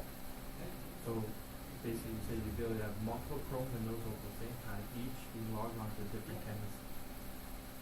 Is that possible? There has Yeah, I was looking for that. using- And it didn't work. But it was not exactly that concept was same, but it was some other thing. Wow, this needs to be tested and if it works, we don't have to use different browsers. those- And some companies do not even allow different browsers. Right, so I'm just saying. Wow. things that We need to I test. think I sent you that. Yeah. That's what I tested. I was thinking that yes, I tested something like that, and it was Did it work? no. When I tried a second type of account, it didn't let me.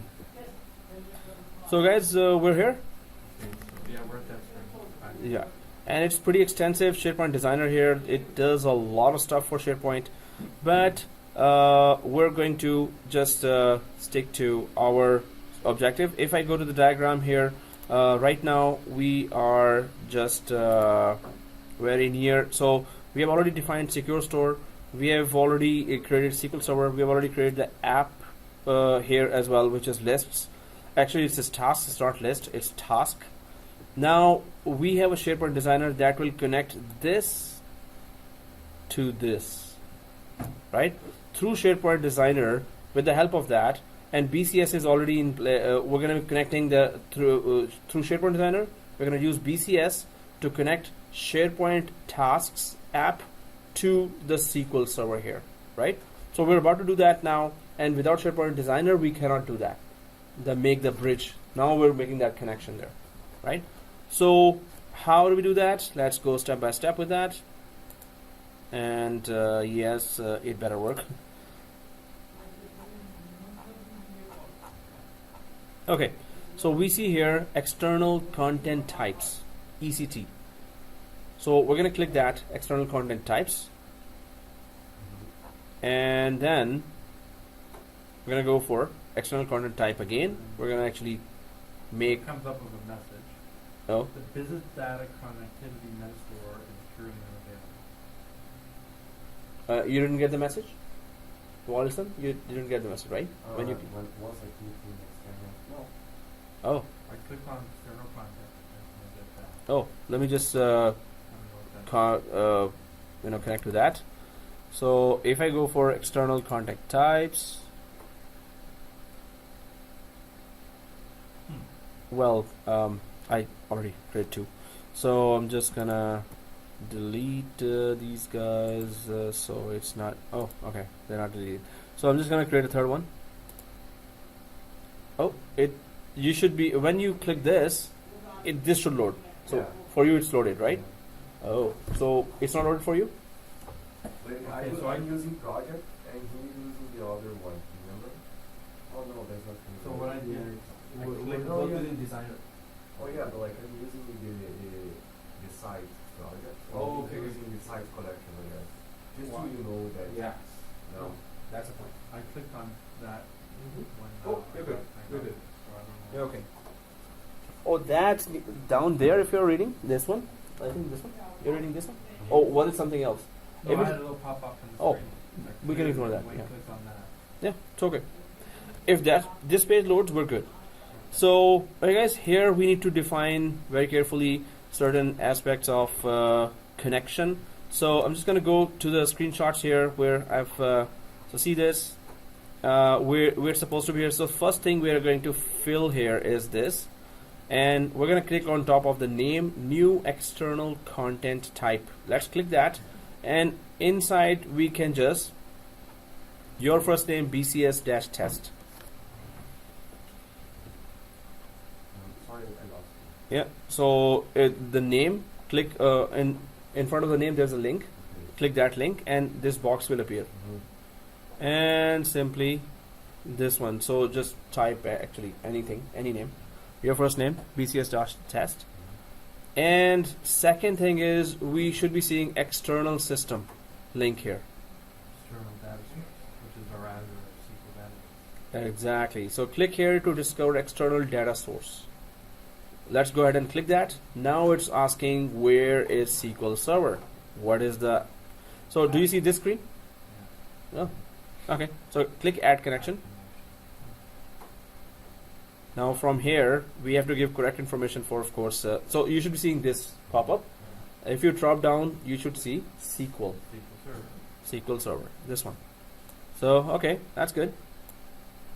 And then you select that and press OK. So every single SharePoint has all this configuration. Yeah. And this is one database we're creating, connecting. There's a lot. I thought it was easier. There's a lot more to it. Whoa, SharePoint is tough. I don't know nothing about it. Just So normally if you're a SharePoint administrator, this scenario of connecting to any outside resource might come in 70% of the chances they would ask that. Please can you connect it to SQL database? So there are other people who you collaborate with, SQL database guys, and then connect with that. But this is one exercise that will tell us that, okay, we have to go through that if they ask us. Okay, so SQL Server here, press OK. And now guys, when you press OK, there are certain fields that has to be filled correctly. We do remember our database name there, and that was just your first name DB, I think, right? So that information, now you're seeing this page, right? Oh, database server. Yeah, Don't we need SQL that, Server, don't we need that long name? not the long name. Actually, yes, we need the long name. So see this information will be filled like this. Right. The long name and the did you close I that? gotta get back to that name. Okay. So you know where that name is? Gotta go back It to is in Azure. Gotta go Exactly. back to Azure and then Right. SQL databases. Yeah, that page of SQL database, Azure. There's a name on the top. That's a long name. That ends with .database.windows.net. So Azure was on some other browser. Oh yeah, we actually signed out from Azure Yes. because of IE. You can open Azure in Chrome actually. It's not on Edge right now, but I'm signed in. Oh, okay. Sign in So- with the. I click on SQL database and nothing pops up. No.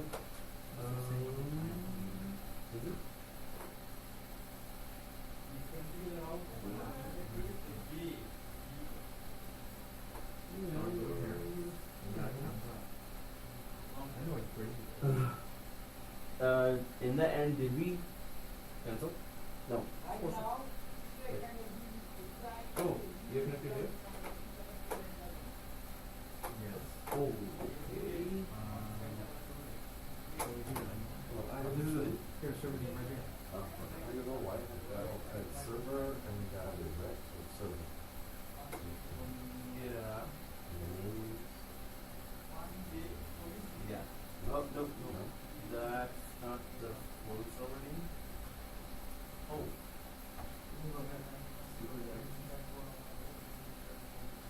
Yeah, there it is. That's what I'm saying. Oh, yeah. Yes. And the DB is your first name. Right.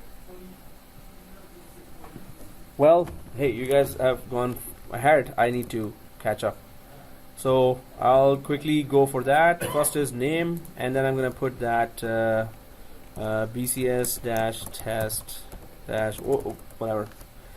And then I'm going to go for the external sources here. Then I'm going to go for add connection here. Then go for SQL Server here. Press OK. Now that database name, because I'm connected, actually I was trying to connect. So I still have Azure there on the other side. Yeah, there it is. And there's my server name in Azure. And I'll just go down to IE. Oh, actually it's the designer I need to go to. And this is the designer waiting for me. There's the name. And I know that it was my first name, DB. It's not case sensitive, but anyway. So once these both things are done, be careful. Stay there. Don't click OK or cancel. So if it is there, see this. You have to select the third option here. and you have to put the secure store name here that has the information for the database administrator. So what is a secure store name? If we go to the secure store, we created a name here. That exact name spellings, yeah, is in SharePoint.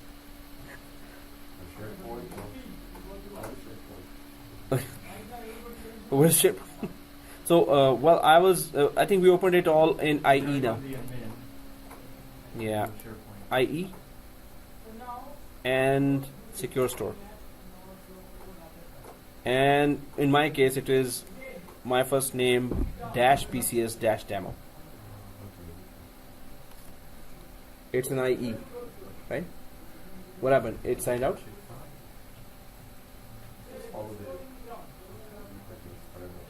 Oh, but so you followed this naming convention? Okay, that's good. Okay, so this without the spellings have to be exactly correct, otherwise it's not gonna work. So armor dash BCS dash demo Doing a pop up. to Log on. After you do that, click oh after. So I'm just gonna do that, and it was armor dash BCS dash demo. No, was it armor dash BCS dash demo? case sensitive. Well, I would be very careful in that, and although it should not be, but I'm not taking any chances. Guys, if anything is wrong here, you have to delete way back a lot of stuff. You have to delete that secure store and then put it again here. If anything is wrong here, you have to delete this guy from here and create this guy again. Once it gets that wrong information, it doesn't go away and did not accept the other information. That's very bad. So anyway, I'm just making sure that this information is correct, this is correct, this is correct. Okay, so let's just press OK. Yeah, I got that. Oh yeah, this is good sign. So what are we putting here? BCS secure store. BCS, please enter your username and password for our BCS demo. Now we are putting that SQL Server database. Your first name admin admin. So let me just show you the screenshot here. The SQL Server credentials that you put there. This is what we're seeing. Oh, seriously? I didn't put that. Maybe it's No, see this? No, these are screenshots. So see this? Don't put SharePoint admin creds, put SQL admin creds. SQL admin is, now I went for SharePoint admin, and then after 1 hour I came back here. So I had to do a lot of delete back. So anyway, here you need to put the SQL Server credentials when you were creating a SQL Server. So it was your first name, admin, and the password, which was in my case long password. First name and min. Yeah, first name admin. And then the password. Actually, it could be admin first name or first name admin. I'm also forgetting now. Admin first name. It was admin first name. And then ABC. Yeah.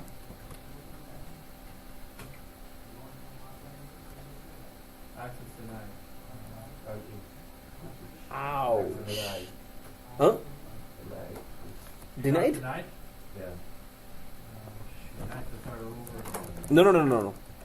We No. can still recover from there. Down the server again.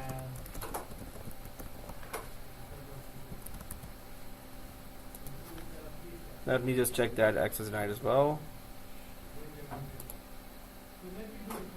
Okay, see this one? No, mine was very simple. Oh. I gotta go back and get my database.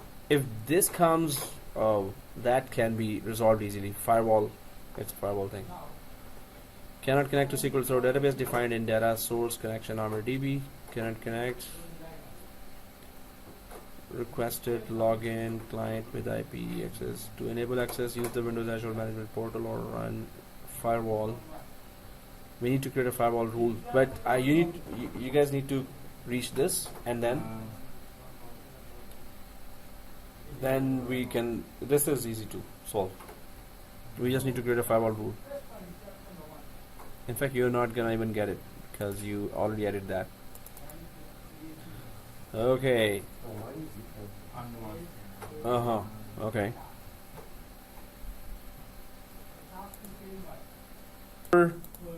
Error. I'm just gonna quickly check that. So here, so guys, the best way to recover from this is, in the video I cannot show that because the error is coming to you, but it says access denied. For the video I'm saying that. So how to recover from that?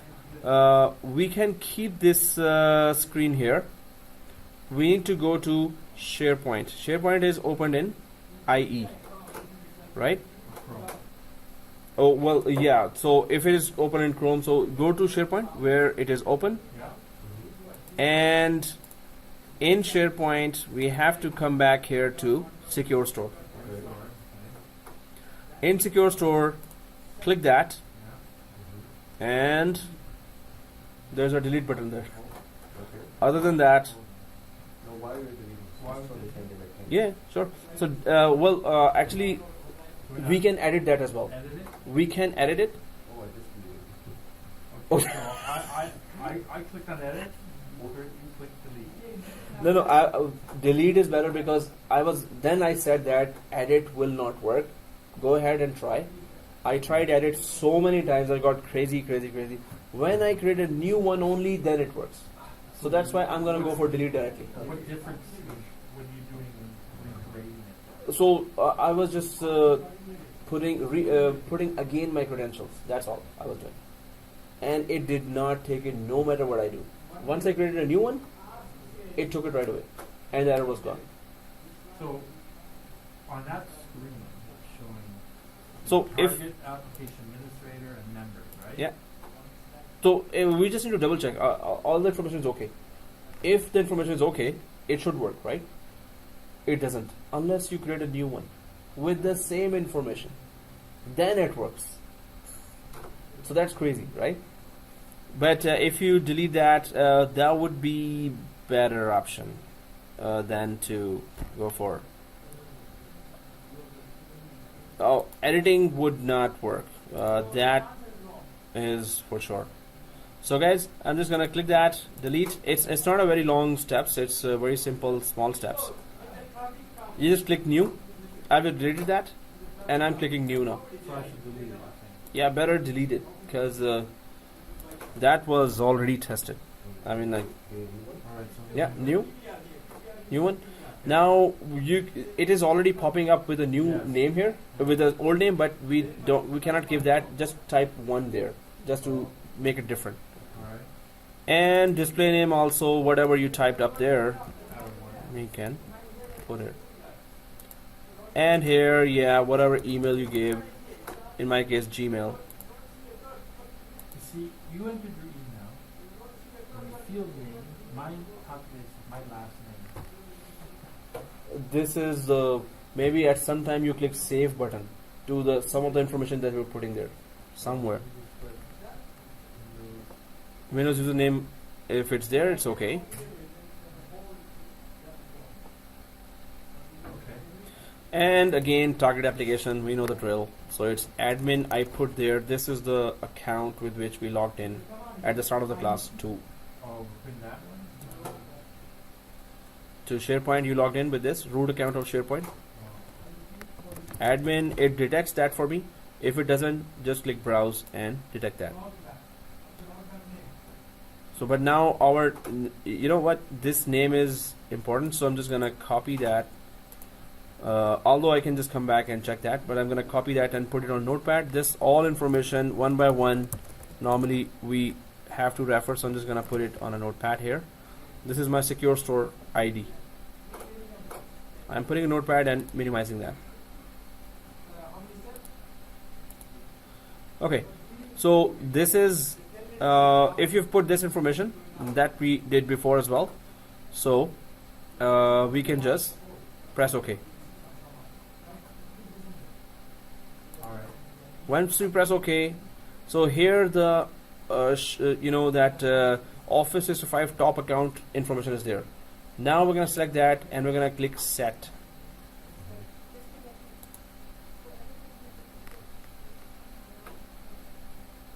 Tomorrow there's no class. Yeah.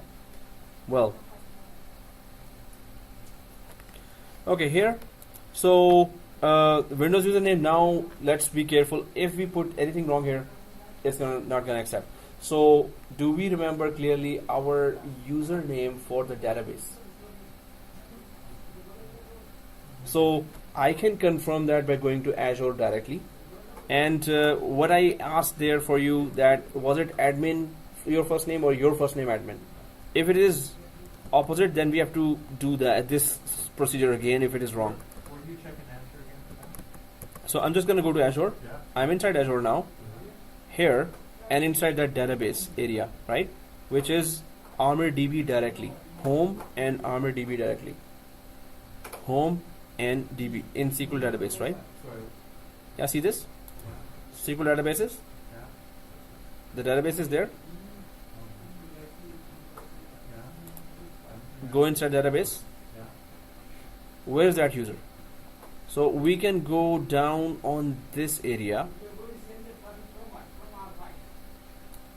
and wherever the user information is showing, alerts, classic, advanced threat management, logs, properties, configure. I would think that it is the configure, but if I go to overview, is already added there, right?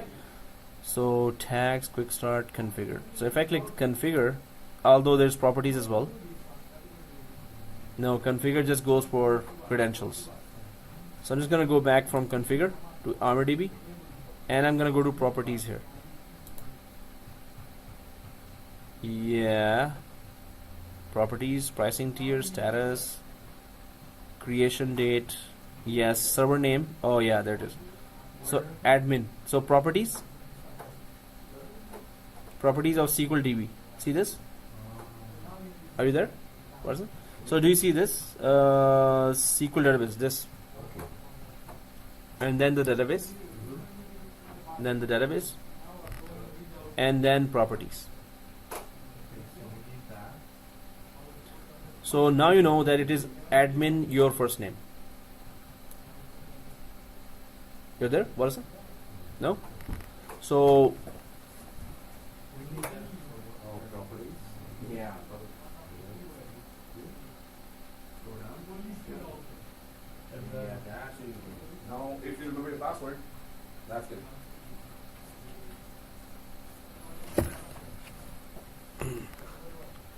and yeah, everything else is okay. So it was admin. So I'm just gonna go to SharePoint. Now I know that it is admin my first name, and the password I already remember that it is small ABC, capital ABC, shift 123, small ABC, capital ABC, shift 123. Oops.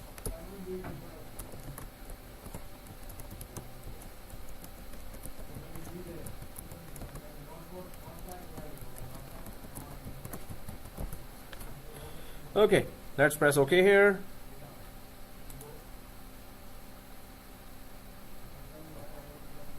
Now it's created again, right? Now this name we need to put in SharePoint Designer. But is it done, first of all? Oh, whatever. no, I'm at that prompt. On SharePoint Designer? Yeah. Oh, you went fast. Wow, that's good. Which I used again. So I'm just going to copy this.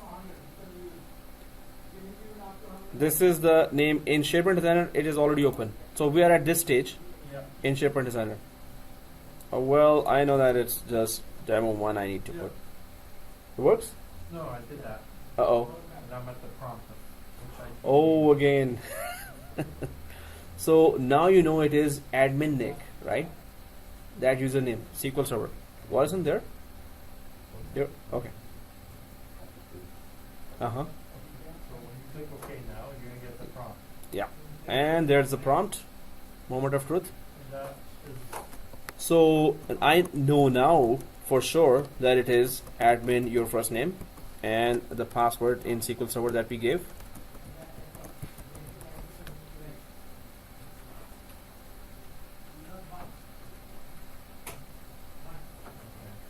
the same message. What? Access denied? Well, this is just firewall rule, and it can be solved easily. But you're getting access denied again. Yeah.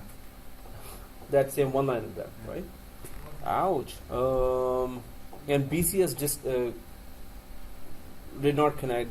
BCS. What says there in the message? BCS No. rejected the message. No, there's a detail there. There's no detail, right? Oh, let me check.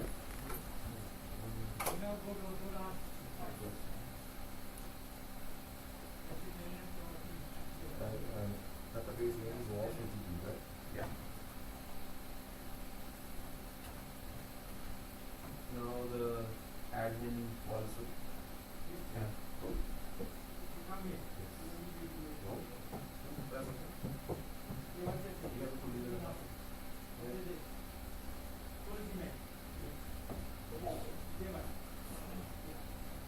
Right? Yeah.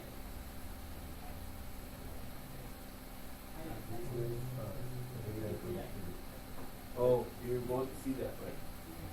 Excellent. So the difference between your machine and my machine is that I'm doing it on my laptop actually, and the firewalls are off. There. Here, this machine's firewalls are on. That's why we did it on server 1. And we're doing here on Can I desktop. turn the firewall on? You mean locally? Yeah, but actually my firewall is not off as Well, let me check that. It says turn on firewall because it said firewall turned on. Oh, so it is already off. On Windows 10, yeah. Okay. Firewall. Oh, mine is actually on and it is still okay. Okay. Okay. So you guys, the only difference between the last class and this class is that we're doing it directly on the desktop. We're not doing it in the server 1 right now. So server 1 starting it and then doing it was a lot of long procedure. So that's why we went for. So how come you two are doing that? So let me just go ahead of this one. Then if I get the same error, we can t-shoot that. So I'm just gonna pause the video here. Assuming it is working fine for me. What I had to do was, for that error, I had to go to this, and on the DB, I had to go here, set server firewall rule. So it's our firewall. Then I just clicked this, add client IP, and then saved it. So this client IP has been added. This is the IP of my WAN connection of my DSL router, and then I go back to designer, and now it is connected. The database is connected for me.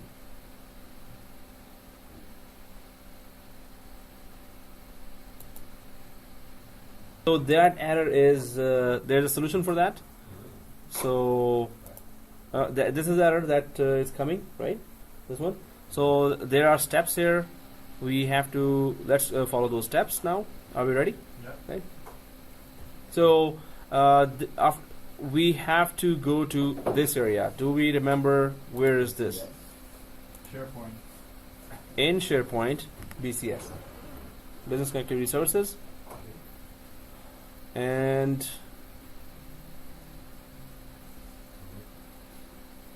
Click on that one. yeah. Oh, you're already there. Okay, so click on that one, and then you see this. Oh, sorry. Okay, this was way ahead. Okay. Do you see set metadata store permissions? Anything related to permission? Right. So this is set metadata store permissions. Are you able to click that? Okay. Then you have to just add your root account with which you logged in at the start of the class to Office 365, which is admin, but that's not the only thing.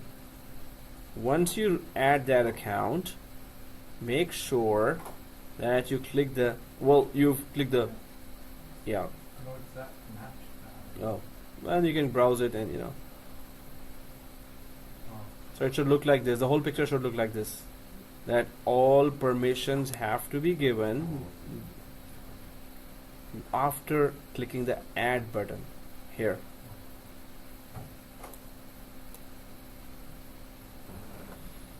Right? For so if this whole thing is done, press OK. But when you press OK, there's an error.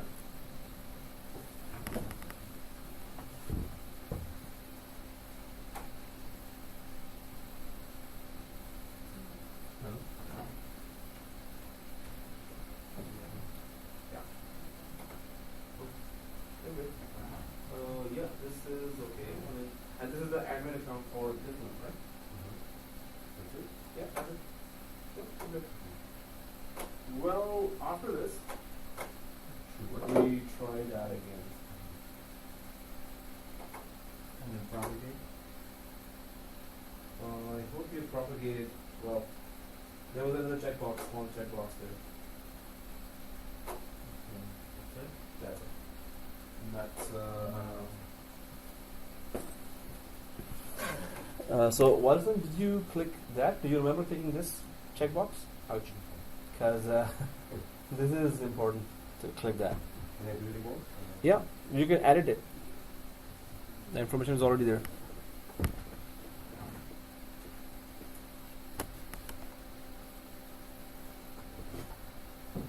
Alright. Got some action.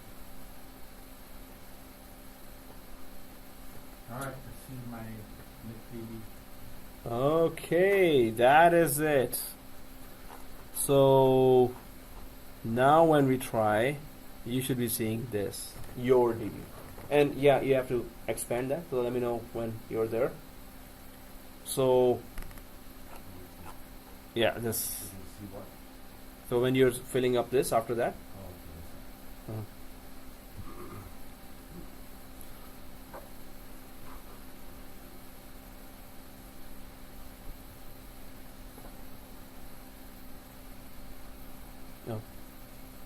So server name, database name, and the secure store name.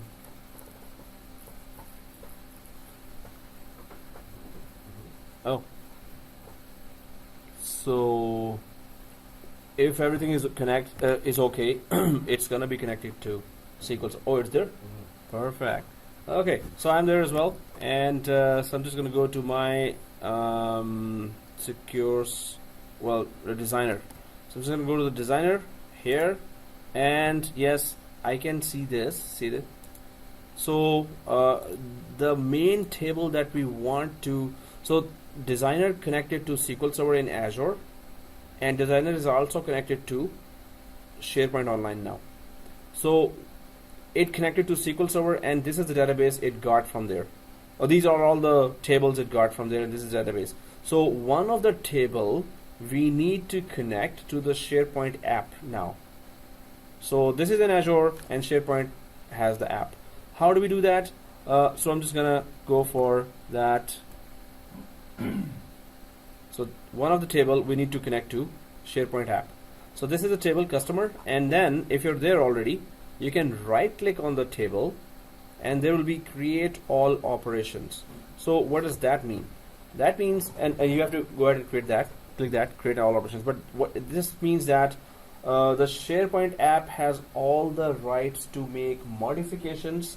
So what are all the operations? Read item operation, create operation, update operation, delete operation. So you're giving all the rights to the SharePoint app to do all these operations inside the database, which is living in Azure, right? So when we click that create all operations, then this screen will come up. Yeah. So this is pretty straightforward. After that, it's all next, finish. Nothing to change until finish. You keep on clicking next. If we are advanced users, we could just go and so I'm just going to do that to myself. Right click customer and create all operations. The system definition with the same name as this data source already exists in the business data connectivity. I already have it. So, but I'm gonna, thank God I have screenshots, so you can follow the screenshots and you're gonna be there because I have that table already added there. So if you click finish here, so you should be seeing this screen now. Yeah. Yes, and Wilson, you also see that screen? This one? Yeah. Oh, cool. So then, do we see this on the left side? The tab for the whole screen here has right click and save. You can click save on, and right click and save, right? So once it is saved, oh, What should I do? so do you see that tab on the top? You can write and say. Yeah, click right click and save. So this is whatever we did in SharePoint Designer, we are saving the whole thing now, right? So so what exactly SharePoint Designer did? It connected SharePoint to SQL Server right now, but we still need a proof. There's one final step inside SharePoint Designer now that through BCS it has connected that. So what is that step? So you should be seeing this, and I think it is done for you. Done. Save. You've saved it and it is done. Now one final step is this. Do you see way on the top create lists and form? And create list and form, once it is clicked, you can create, so it should be on this screen, and all you need to do is just give some name there. Your first name, demo external list. Your first name, demo external list.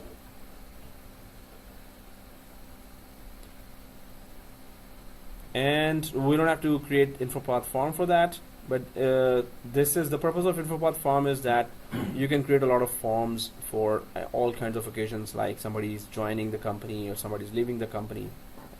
So if you have put all this information, you just have to press OK. That's it.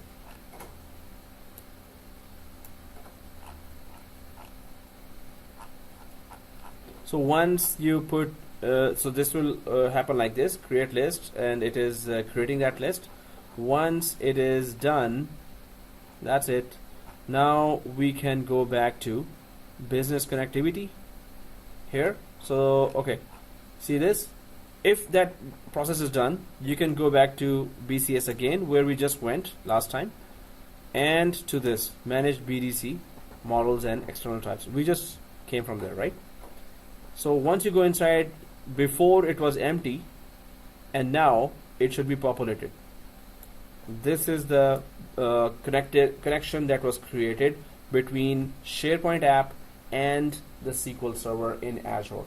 This could have been Salesforce. Ever heard of Salesforce.com? Salesforce.com. CRM software, right? Yeah, CRM software. So it's for customer relation software. So you can connect to any outside software with the BCS. But do we all see this? Right? So this is good. We don't have to touch that. Now we can just go to that site again. That's same site that we made the changes in. Because now the database is being populated inside that app already. But we need the proof for that, right? So go to that site which we connected with Designer. Right? And if you connected to that site, let me know when you're there, because then you can go directly to site contents of that site. Then, right? Oh, you're there? Yeah. So site contents, and do you see that external list that we just created should be, and okay, well, there? Okay, so then go ahead and click that. It should have the lot of tables and rows there. Oh, yeah. And this can keep on changing. So this was bought from that SQL database, SQL database, and from that customer, one table was shared here. There were many hundreds of other tables there. We could have added 1, 2, 3, 4, 5, 6 table, and if it was thousands of users were there, that all information coming to SQL database in Azure would be coming to SharePoint site, and then this area of the site. So this is what SharePoint BCS does with business connectivity services. You can connect either SharePoint on premises or any cloud application. If there's a data there, you can connect through BCS to SharePoint site collection. So the whole lab just proved that the SharePoint collection BCS works perfectly. But now you know that there's a SharePoint Designer. We can use that too. connect to SharePoint entities or SharePoint to outside entity. And if we go there, yeah, BCS. So BCS also used Secure Store there, and Secure Store was just hiding all the passwords, username passwords, so we don't have to give that to the client. The main thing here is that that's what BCS does, Business Connectivity Services, connects any application, outside application to inside. But once we go through that, then we understand, okay, these are the steps, and these are the areas that we have to at least click once and configure that. So BCS needs one BCS connectivity, Secure Store, Designer. 3 things from SharePoint we used, and one Azure SQL Server we used. What is the designer again? So Designer is normally, it's okay. The name Designer doesn't mean that it's gonna design applications. This Designer is configuration. This offers configuration for the whole SharePoint, right? So BCS, it offers configuration for TermStore, for App Store, for Secure Store. All of those areas, Designer will give configurational information, but it doesn't actually design anything, right? So if we open the Designer here, so lists and libraries, workflows, site pages, site assets, content types, site columns. So configurational area is more there. Site pages also. So this is all, SharePoint, that whatever we have configured till now, the whole SharePoint can be accessed offline as well. All the configuration files could be accessed from here, right? So, and we can edit any of those areas here. So Designer would be your configurational area for SharePoint, where you can just make changes to the SharePoint. So let's go for the new topic now. Yay! So, any questions till now? So if you repeat that lab, you can just get better and better. There's another lab on YouTube where you can just connect this to Salesforce.com, which is being used by a lot of companies. SharePoint can connect to that as well. There are many other labs, but we get the idea that what is BCS, right? So we don't need Designer now. We can. Salesforce.com would be through BCS, right? Yeah, Salesforce.com. So it's an outside site, right? Outside application, SaaS application. So SharePoint, BCS will connect anything outside to SharePoint. Okay, anything. So on-premises or any cloud application outside. We just need to know the parameters of that. And if it's a totally new application, you have to go to the support or contact their support. Hey, we want to connect our SharePoint to your site. So how do we do that? So contact the support. They will tell you, okay, this is the procedure for that. Okay, guys. So we don't need that Designer now. We can just close this Designer. And yes, if it says to change, save changes, go ahead and save changes. Press yes. External. Okay, the external content type is not connected to a system, which is in my case, I'll just not save then changes. Close. This is just a connector that was created already. I'm just gonna click no here. And now we can go for. So the next ones are TermStore, RecordsManagement, Search, Secure Store. Secure Store we covered already. Apps, sharing, settings, configure, hybrid, access control, right? So this was a long lab, but other than that, other labs are not that long, or they're very smaller labs, and we just need to understand what they are for. So for TermStore, just gonna quickly open that slide.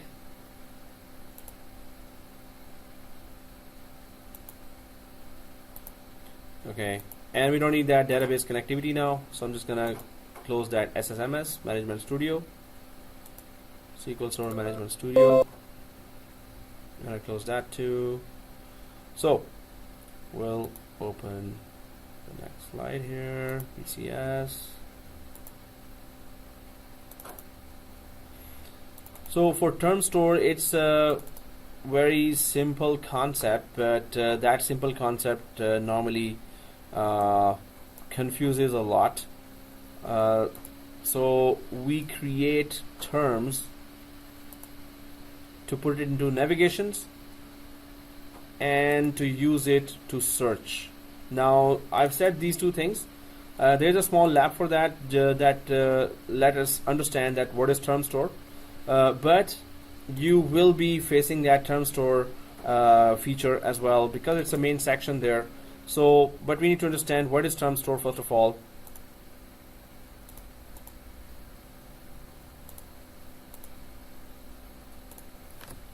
So metadata is information about information. So we're, for example, a book's title and author is metadata, right? So metadata can be many kinds of information, a location, a date, or a catalog item number. So we talked about metadata now, that it's information about information, right? So, but this, when you use SharePoint products, you can manage the metadata centrally. And that's where, so you can organize the metadata in a way that makes sense in your business and use the metadata to make it easier to find what you want. So it is information about information. Like you have a book which is full of information, but what is the title of the book and who is the author of the book? That is called metadata, right? Information about information, or data about data. They also say that. So that's why it's called metadata. Now, here you can make sense out of that metadata. This article. So we're gonna just talk about important terminology first of all. Now, when we go to TermStore, the first thing you see is this taxonomy. Ever heard of taxonomy before? It's not related to taxes. First of all, taxonomy is a formal classification system. What does that mean? It's so taxonomy groups the words. So this is the definition. Taxonomy groups the words, labels, and terms that describe something, and then arranges the groups into a hierarchy. So first of all, if there are different words there, it's going to group them together, or there are different labels there, then it's going to arrange them into hierarchy. So people construct taxonomies for almost any kind of information, from biological systems to organizational structures. So there's CEO, then there's CFO, then maybe there's director, then there's senior manager, then there's manager, and so on, right? So there's a hierarchy there available. So taxonomy is all about building hierarchies. For example, biologists group living organisms into 4 major classifications. So they group the living organism into 4 major classifications: animal, plant, fungus, and micro. Each of these major groups has many subdivisions, right? Together, the whole system is a taxonomy. So if you are grouping, you're making different groups, and then you subdivide, you make branches of that group. There are animals, then there are herbivores, there are carnivores, that those who are eating plants, those who are eating meat. So then among those animals, there are flying animals, then there are crawling animals, so this is called, hierarchical classification. So what is taxonomy? Building that classification. Okay, so now there are we have customers here. There are customers from online, there are customers that come in the shop, and then online customers, they come with credit card, with PayPal. You're making hierarchy and classification. Like a flow. Right? So this is what they are calling as taxonomy. Right? So building branches and everything, right? So organizations create taxonomies in too many ways to list. So they create chart of accounts taxonomies to manage accounting systems, organization charts and job classification to manage employees, product, catalogs, and so on. So what has this all to do with SharePoint, and how do we use TermStore or how do we use taxonomy in SharePoint, right? That's the main question that is still arising now. All these taxonomies are structured hierarchies of information. So just keep that 3 words in mind: structured hierarchies of information. That's the 4 words you need to keep in mind, right? Pretty boring, right? Well, pretty interesting, right? So, Saturday evening, we're talking about taxonomy. Seriously. Okay, no, but it's important for SharePoint, right? So now this could just prove the same thing, right? That you have a group, and then there are term sets there, then there are terms. Now you're gonna see this terminology there. There will be a group that we're about to create. Then we're gonna create a term sets that business taxonomy for suppose, and then there's HR under business, then there's IT, and then there's dress code for HR, benefits that are built by HR. So these are term sets because they will be having a lot of terms under that. Now all this structure, how do we use in SharePoint? Again, the question comes back again and again, right? It's going to be not very easy because it's a really dry subject. So we're going to create a group, then we're going to create a term set, then we're going to create terms. Then you're going to see that how do we use it in a site collection. We're going to use the whole thing in site collection, right? Just to prove that, okay, and that is one lab. This really goes on, and you can write books on that. How do you use that across SharePoint? But we're going to go for one example there, just to check that, okay, that's how it works. So then there's just information about that, the term set. We're about to create that, but what is it? A term set is a group of related terms. But what is a term? Is a specific word or phrase that you associated with an item on a SharePoint site. So SharePoint site items are what? There's a subsite, there's a list, there's an app, there's a document that you upload. Everything is in a, you're dealing with an item there. So you can attach a term with an item. You create a term called, okay, button number 1. You attach it to the app list. You create a list of customers, everything, and you attach a button 1. When you click the button, that list drops down, right? So you can attach a term for any process that you're doing, one by one. So there are many usage of term sets and terms. Then there is SharePoint products group. It's a group is a security term with respect to managed metadata. A group is a set of term sets. Seriously? Okay. A group is a set of term sets that all share common security requirements. So we will create a group, then we're going to create a term set, then we're going to create a lot of terms there. Then I'm going to show you, let's go to a site collection and use these term sets there. How do we use that? We're going to just add columns, one extra column, that is one term, second extra column, that is second term. You're going to see that, and you're going to, once we've done the lab and we've done the topic kind of thing, you're going to be still stretching, right? What? So it's not that easy to understand, but we have to understand that by example, right? Your eyes are getting redder and redder now. It's Pretty dry. it's not dry. It's Okay. interesting, but it's like, Yeah. all right. So Like a where soup exactly? of Trying to wrap your head around. Yeah. So that's why, yeah, I put a lab there just to, The labs are the best. yeah, you get Learn it. by doing it. Exactly. So that's why I'm not going to go very far here. The last terminology is the TermStore management tool there. So there's a management tool there. Is the tool that people who manage taxonomies use to create or manage term sets and the terms within them. So we're going to create taxonomy, which means a group, a term set, and a term. Let's go ahead. So, well, this slide does explain in depth all that. If I keep on reading, it's going to be still confusing. But after doing the lab, if I start reading a little more, it's going to be much clearer, right? So terms can be copied, reused, pinned, merged, deprecated, moved, and deleted, shaken, not stirred. So anyway, more about terms, and then this is how it looks like overall in the diagram. Taxonomy, term store. This is where we're going to go now. We're going to create a term group. Then we're going to create term set inside that group, and then we're going to create terms inside. And then I'm going to show you where to use it actually. So yeah, term. And this only relates to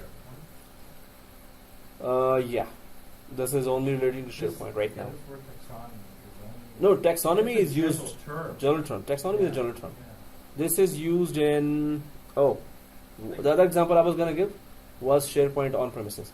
So no, I'm saying outside. this is of a that. general term. Like all these years of IT and all this stuff, Yeah. I've never heard this Really? It's And my in friends- Exchange as well, but it's more into where you do document sharing and document upload. That's where more it is used. In publication software, it will be used a lot. So in regular software, no. SharePoint is about document library and everything about So- maintaining data. A librarian would know this term. Yeah, Yeah. it. In fact, he or she would be giving a long lecture on that. Okay. We won't go there. Yeah. So yeah. Okay, no. It's, So that's that's the thing that we. Before SharePoint, I never heard that myself. right, Yeah. it's SharePoint uses that, so that's why. Oh, that's it. Oh, really? Okay. So, well, I talked about taxonomy. That is official terms that we can use. There is also another term called folksonomy. Folks. Folks. Hello, folks. How are you, folks? Folks like people. So people can make up terms as well and use them. So there are columns there in SharePoint site. You can create a column, hey, my favorite food, and attach that column in the main site.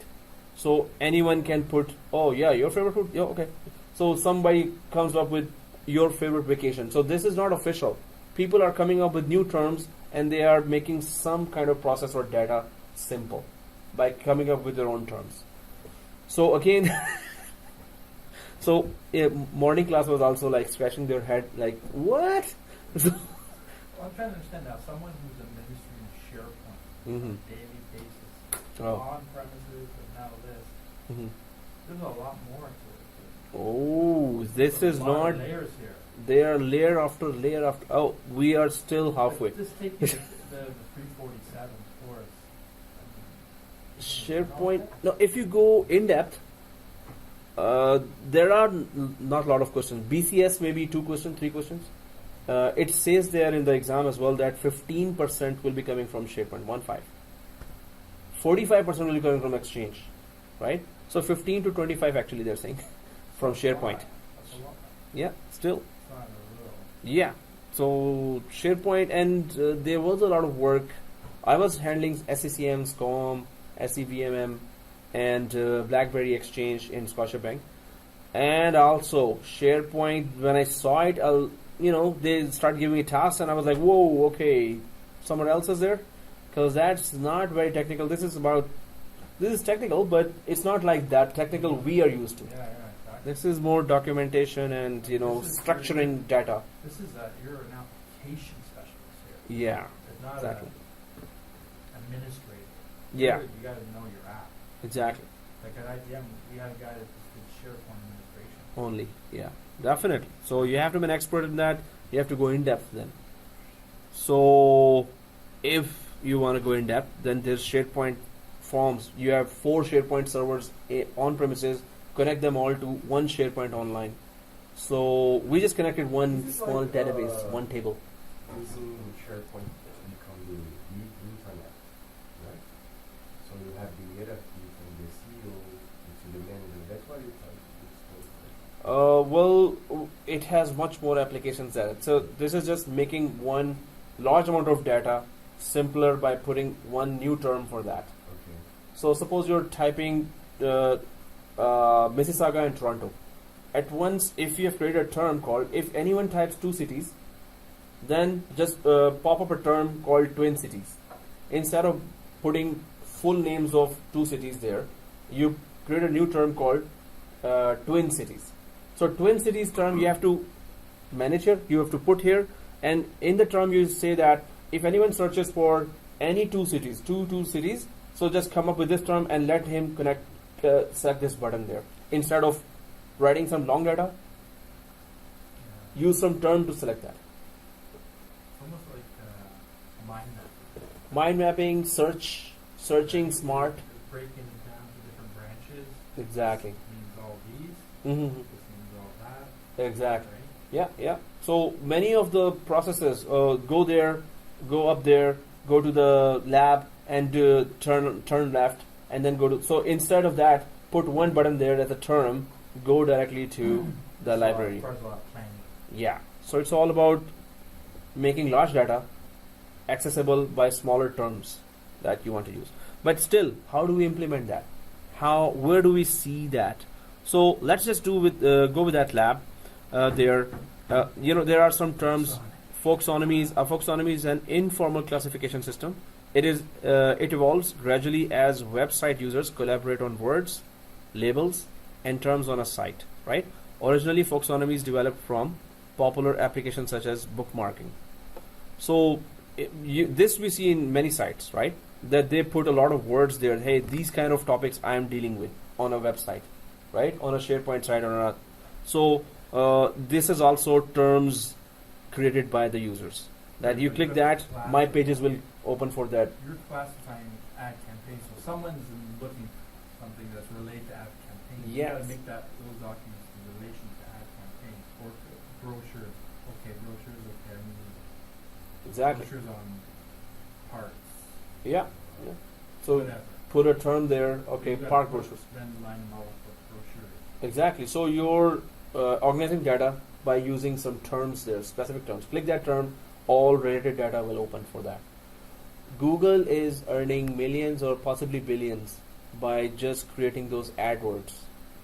Specific words that if you search, your name will come for that if you just pay good for that. So they're also using taxonomy for that. They're also using, so it goes down deep. It goes really deep. Like If you go inside data that, mining. yeah, data mining and mapping data, organizing data, accessing data, which is concerned to you or which is Big important. Yeah.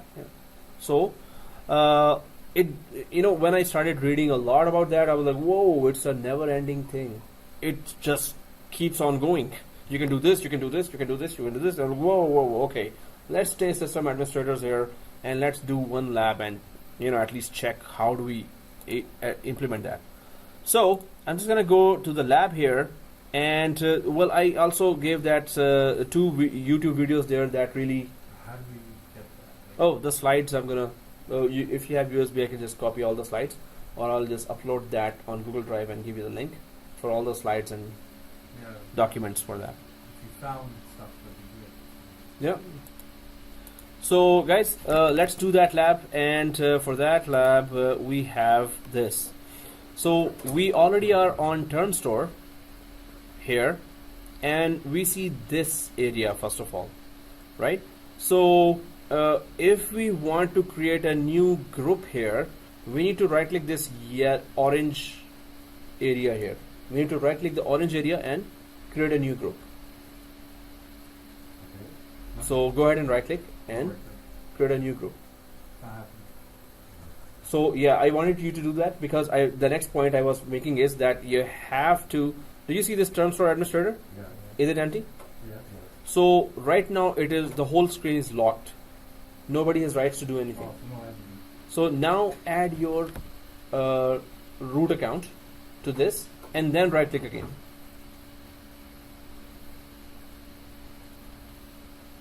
So it will be just admin and the search thing. So we gotta save it, right? Save it. Exactly. There's a way down save button. Go ahead and save. So once you save and then come back, New group. so right click, it's gonna show you this Yeah. new group. Right? So click that new group and then we can just call it S_IT development.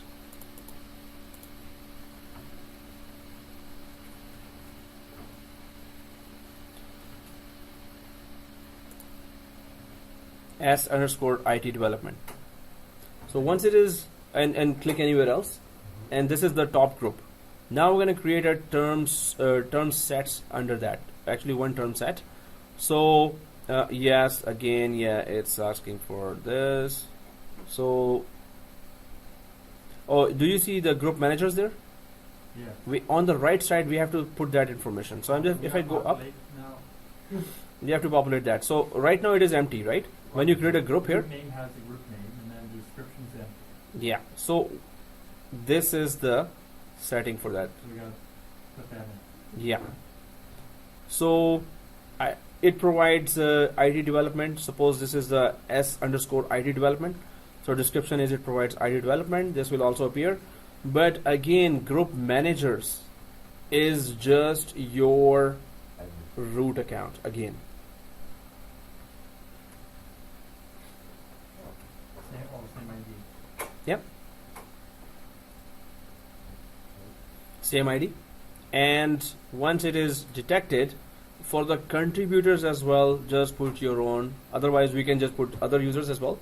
But right now, we're just testing ourselves, so we can just put the same root account again in contributors as well. Contributors? Yeah.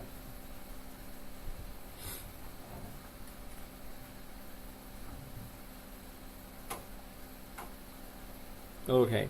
So we have group managers, we have contributors, which is the same account right now, root account, and group name. It is already there actually. Yeah, you put that already. Yeah, now I'm putting arrows there. So go ahead and click save. That's it. I'm just gonna make it a little bigger. So here, once you've done that, a group has been created, right? But now you can right click and new term set will open. This option will open when you right click. Right? So right click on the SIT development, and yeah, it's you can see that it's not even normally showing that. It shows way down there. So click the new term set. Click the new term set, and now we're going to call it services. So services, and on the right side we still have some more information. I'm just going to make it bigger again. So services, and then there is this information. We are providing web development services. Description, and again the member is root account or admin.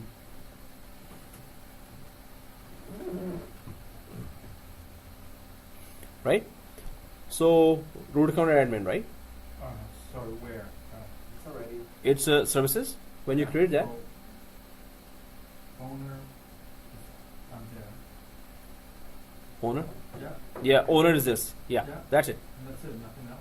So if I go down here, nothing else. If you put the owner there, Okay, for contact. Owner is already there. yeah, owner is already there. Actually, contact was not there. Yeah. So this is your my punishingly long email address here. Very, very long. Why did I come up with such a long, man? Seriously? Okay. So we gotta put that email. That Your admin full contact information.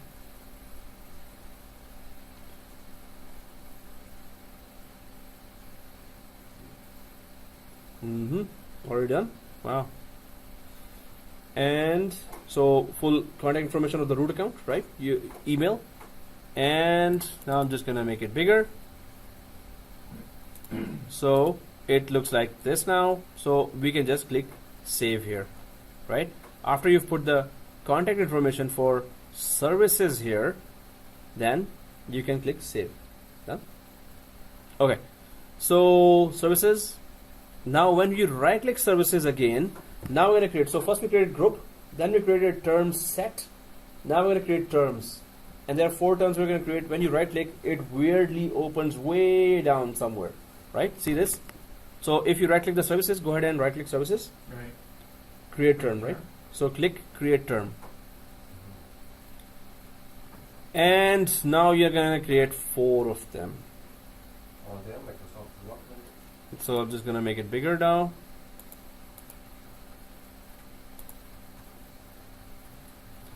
So there's Microsoft development, web development, Android development, iPhone development. Okay, so each time we create it, it has a screen. Yeah. So I'll Nothing just to save to do there. actually when you click anywhere else, it gets created. When you click anywhere else, No, I mean, when you create this tag, yeah, it's, there's a screen on the right side. there's a screen on the right. There's nothing that we have to populate there. Yes, nothing to populate there. So we just click anywhere else, it gets created automatically. It doesn't even have save or OK.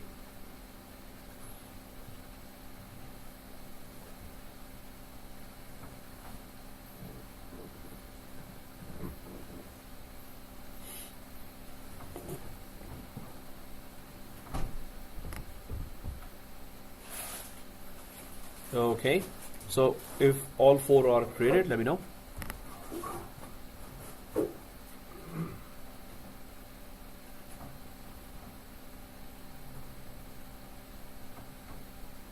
Is that iPhone? Yeah, iPhone development.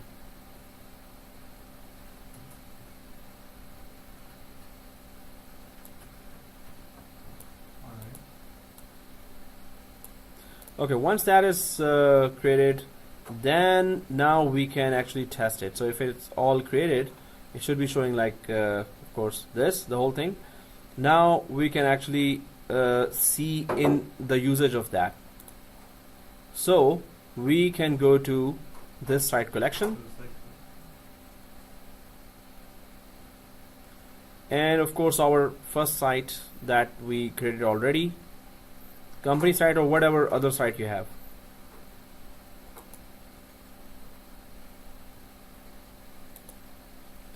And company site. Okay, let's go open that. Maybe it's open already, right? Okay. So once it is open, now we're going to, I'm just going to make it a little smaller. So we go directly to site contents of that site. Let me know when you're there. Okay. Site content. And in the site content, there's a very long arrow that goes to site settings. If I take it to, oops, site settings. Okay. Site settings, if you click that, now you see a lot of options there, right? So then now in the background, SharePoint is extensive, big. So site administration, I think you can see that already. And TermStore management. So this is the second way to access the taxonomy page. This is the second way to access for, but that page is now for exactly this site, right? So site administration, and when you go for TermStore management, it just opens the same page there. But now you see your site S_IT development, right? You see your, right? So, but this is just showing that you can access for a particular site the taxonomy feature for that particular site as well. Before it was for Office 365, SharePoint, overall SharePoint when we were doing that. Now we go through a site to the taxonomy page as well. So we can use this taxonomy only on this site if we want, right? Otherwise, that taxonomy that we defined, it can be used for any other site as well. So from within the site, that's how you access to the same area that we access TermStore from the SharePoint main page. This is the only thing. Okay, so what this popped in my head, we're creating like a title and table of contents. And we'll talk about the content. Remember that, isn't it? In a way, but when you see the usage of that, we're gonna just put one column and add that term there in the column, and then we're gonna add actually 3 columns there. So it is still trying to collect. It is still trying to organize data. But when we say organize data, we need to see an example of that, right? So let's do that example now. It's gonna be pretty simple. When you come down, when you end that, you're gonna say, that's it. So, but it's gonna be, it's gonna create a lot of. So guys, if we are there, let's click the home button. We just wanted to see that from within the site, how do we access that? But now we click the home button and we actually implement that now. The term stores that we created there. So once you click the home button, you should be on this site. Let's go to documents on this site. So documents, and then do you see a very small plus sign here? Add column. So here documents, and then a very small plus sign. Are you what side? Oh, first we were here on this site, Okay. and there's a document here. Oh, get everything like my screen is like blue. Pink, Yeah. like You have this? it's not like this. site collection. Right? Yeah, it's an site collection. Oh, okay. Go back here. Yeah, I was in the projects. Oh, okay. Okay. Documents. And Document. the plus sign. This one, right? So documents, you should be seeing just one or two documents. Maybe we uploaded at certain date. One that I uploaded. Okay. It's Yep. add column. Yes. Okay. So plus sign. When you click the plus sign, it creates a column, right? Okay. Yeah. Oh well, it drops down options. Exactly. So see, there's a drop down option. This one, Mhm. And more. right? And then we click more, right? So let's click more here, Okay. and now we see this. Custom. So where is taxonomy being used? First of all, do not put anything on the column name. No. Let's go straight to manage data, manage metadata. We created a little metadata there, and this is called managed metadata because we came up with that. So once you click that, this is done, right? Then you go down a little, and you should be seeing taxonomy here that we created there. Well, the one we created should be also there among Yeah. others. So from taxonomy, all you need to do is select, just go down, expand until you reach Android development. Select that Android development. Just click on that. Then you have to go way up and exactly name the whole column way up on the top, exactly like this, what you selected here. So copy and paste that out. No? Yeah. So it will look like this now. Android development. And then go to the top, column name. Yeah, so development. exactly. Okay. Android development. Why is column name? Column name is the exact what you click there. Okay. It has to be the exact spellings. Mhm.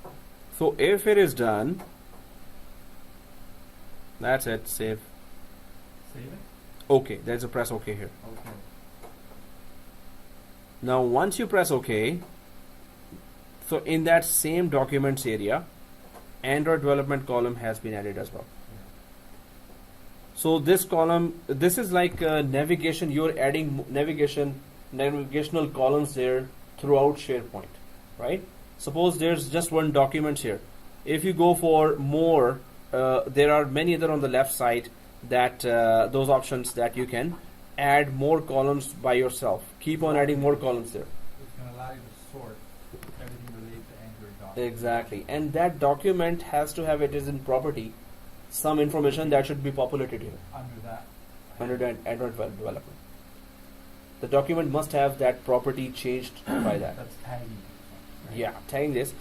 Suppose one example of how do we change the property of a document so it could populate this column as well is that if I go to suppose any document here, and if I right click and go to properties, so there is that details here, and in the details categories are written there, comments are written there, subject is written. So if I put in categories that it is confidential.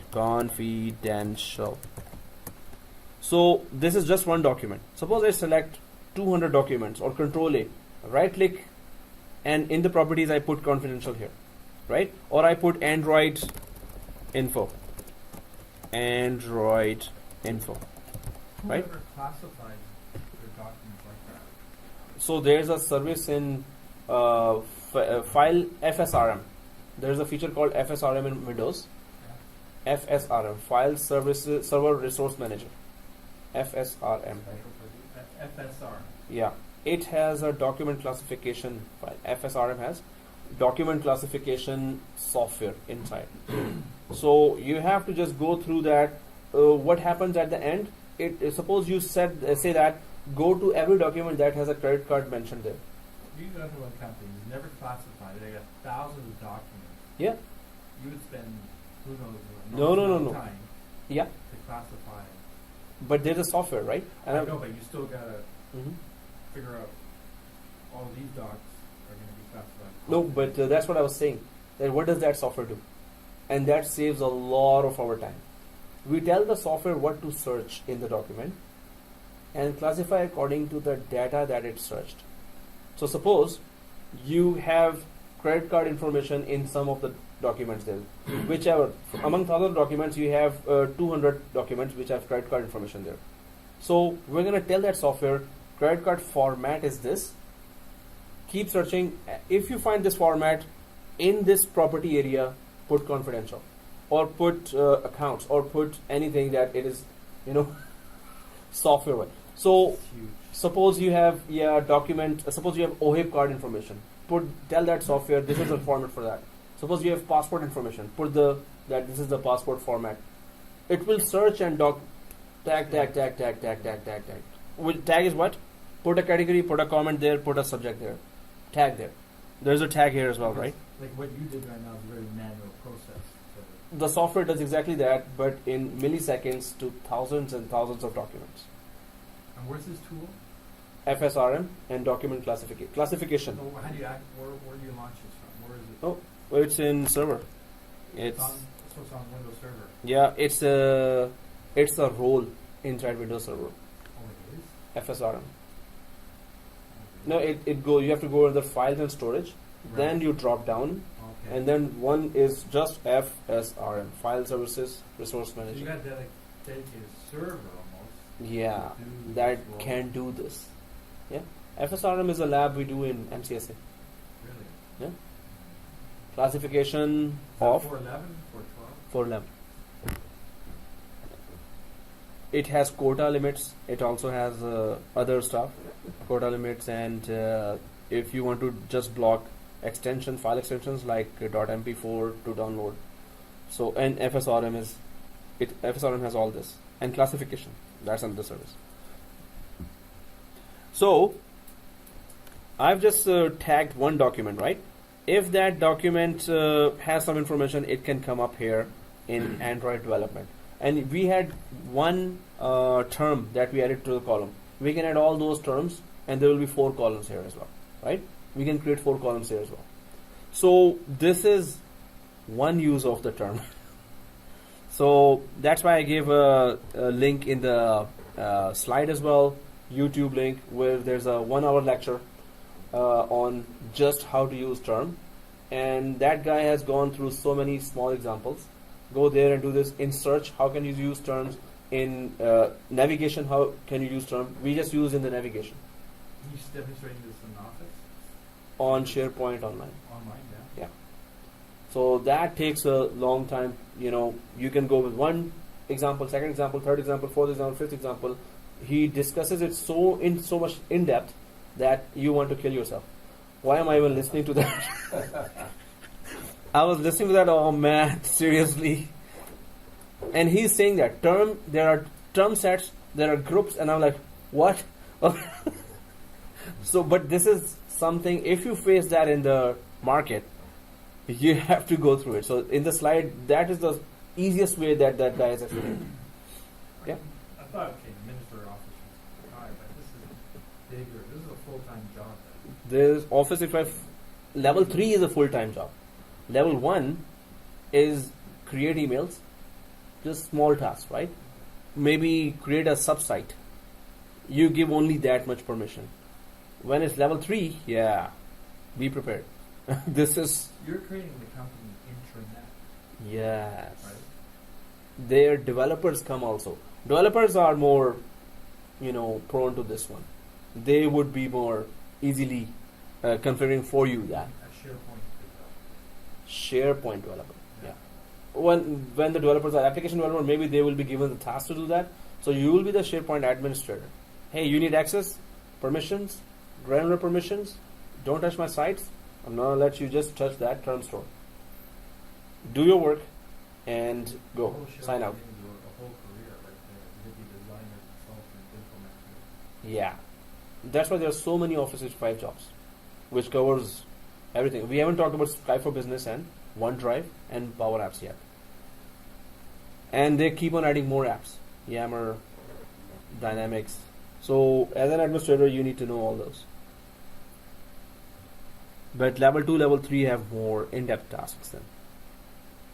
So we get an idea that, okay, in navigation we used it, and then we can use in search as well. We can use, there were so many examples there that I was like, okay, let's just put that, if you're really into that, go to that YouTube. He has shown very small labs, 1, 2, 3, 4, 5, 6, 7, 8, 9, 10, and You kept can on follow lecture. along with it. Yeah.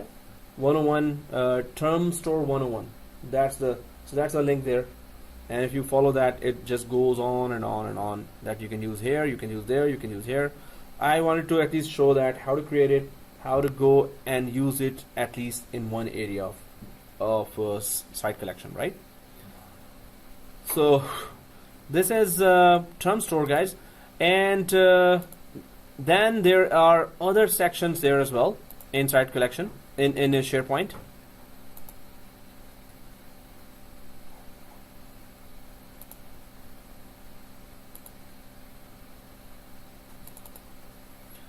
So TermStore is separate, then records management is there. But records management is very straightforward. Now, this is also a small lab that we can cover easily.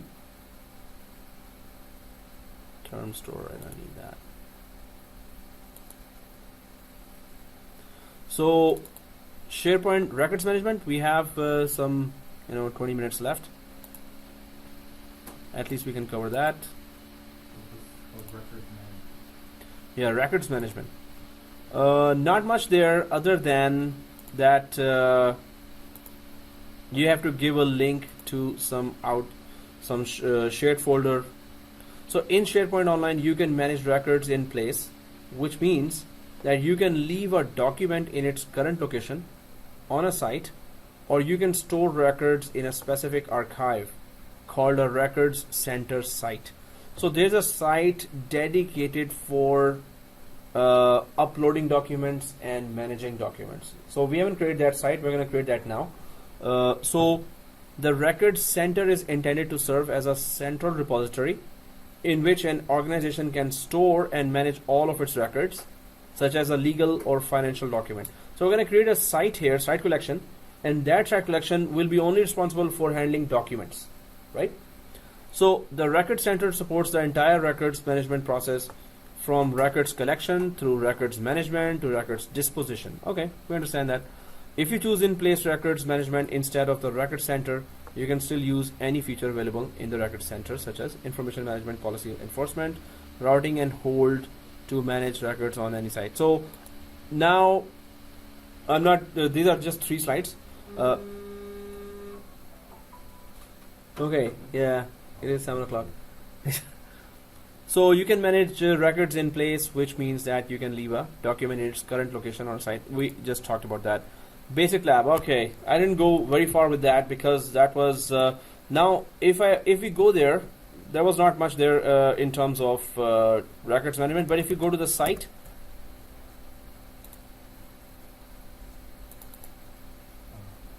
records management, see under the TermStore there is a records management there. If you click the records management, all it is asking is where is the link, or give me a URL where all the files are managed. It's just asking a URL of a file server where you have all the documents properly managed and secured. So either you have a on-premises file server whose URL you can give here, and then it will show there that okay, there is this URL where you can store documents, there's this URL where you can store documents. But then SharePoint says you don't have to just go to your on-premises file server. Go ahead and create a site collection whose only task is to handle records, upload records, manage records, upload records, manage records, and then give the URL of that site here in the records management. So we're going to do that now. First, we're going to create a site whose only task is to create, to handle documents, right? Then we're going to grab the URL of that site collection. We're going to come back here. We're going to tell SharePoint, hey SharePoint, I have another site collection that can handle all your documentation and can manage your documents, right? So here it just needs, okay, how many, I've added 2 already as an example. You will not have that right now, of course. So we understand what we're doing. We need a URL of a site that handles all the documents properly. And we need to put that URL here in records management section. Could be to a server, right? To a server as well, file server. File server yeah, or any other cloud server. So in Azure, you create a server, Windows server, and add all the files there. Then give the URL of the shared folder or give the URL of that server here. So in records management, you will have URL. Oh, there's this. Let's click that and go there and start retrieving our files from there. One thing for Yeah. the Azure, they were going to delete that after. Oh yeah, we need to delete that. In Azure, we need We to. get charged, right? You're also on pay-as-you-go or free Yeah, tier? we did the pay-as-you-go. I You're the think- free, pay-as-you-go. I'm also pay-as-you-go. I'm free trial. You see 250 free trial is written there when you were creating the. Yeah, free trial. Oh, you're good. Okay. This first time that. Yeah. So Yeah, Yeah. wow. So it is. You can use it a lot. You can play with it. So next topic is Azure, which will go in depth, and that's going to be real fun, Yeah. really technical. No. After this, there's Sky for Sorry, Business and yeah. OneDrive, and then Azure. Okay. So let's go to site collection. Site collection, and then click the new and private site collection. So all we're doing is creating a new site collection that is only handling documents, right? So that it is also already called document record center. So click the private site collection.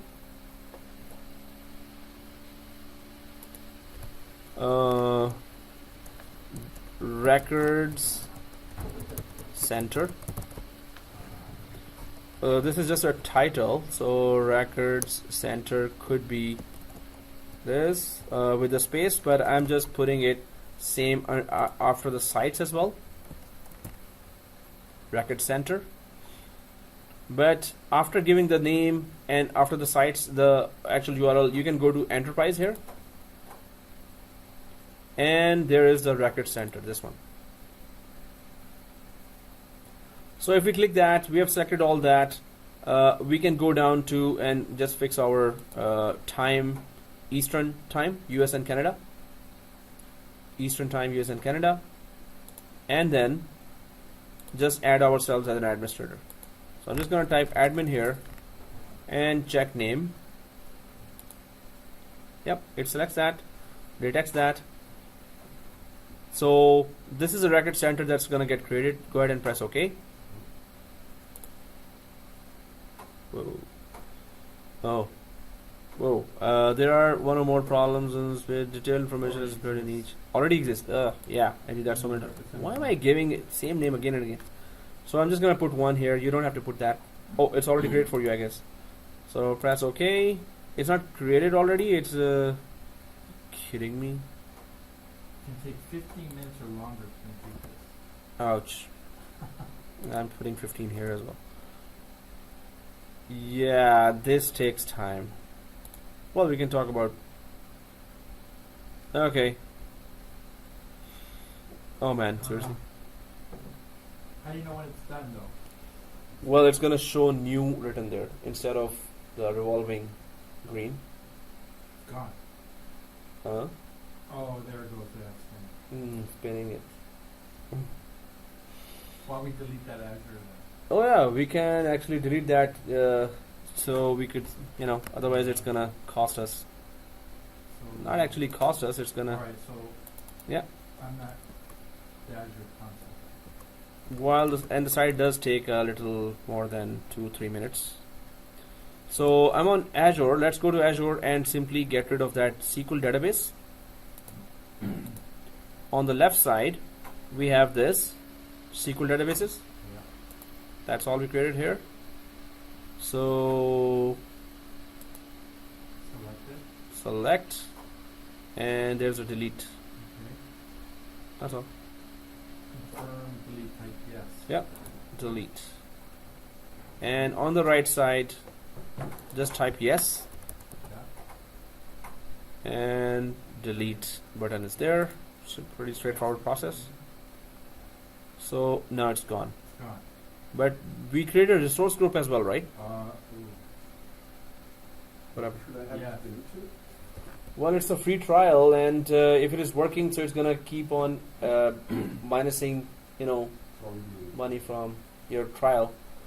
Yeah, if you can delete. Free trial is $250, a lot of time. It doesn't finish right away. So SQL databases, just select and delete, right? And then go for resources, resource group. Yeah. And resource group, I have the BCS test. yeah, that's one. Oh, I had two. So you have all these, don't you get charged?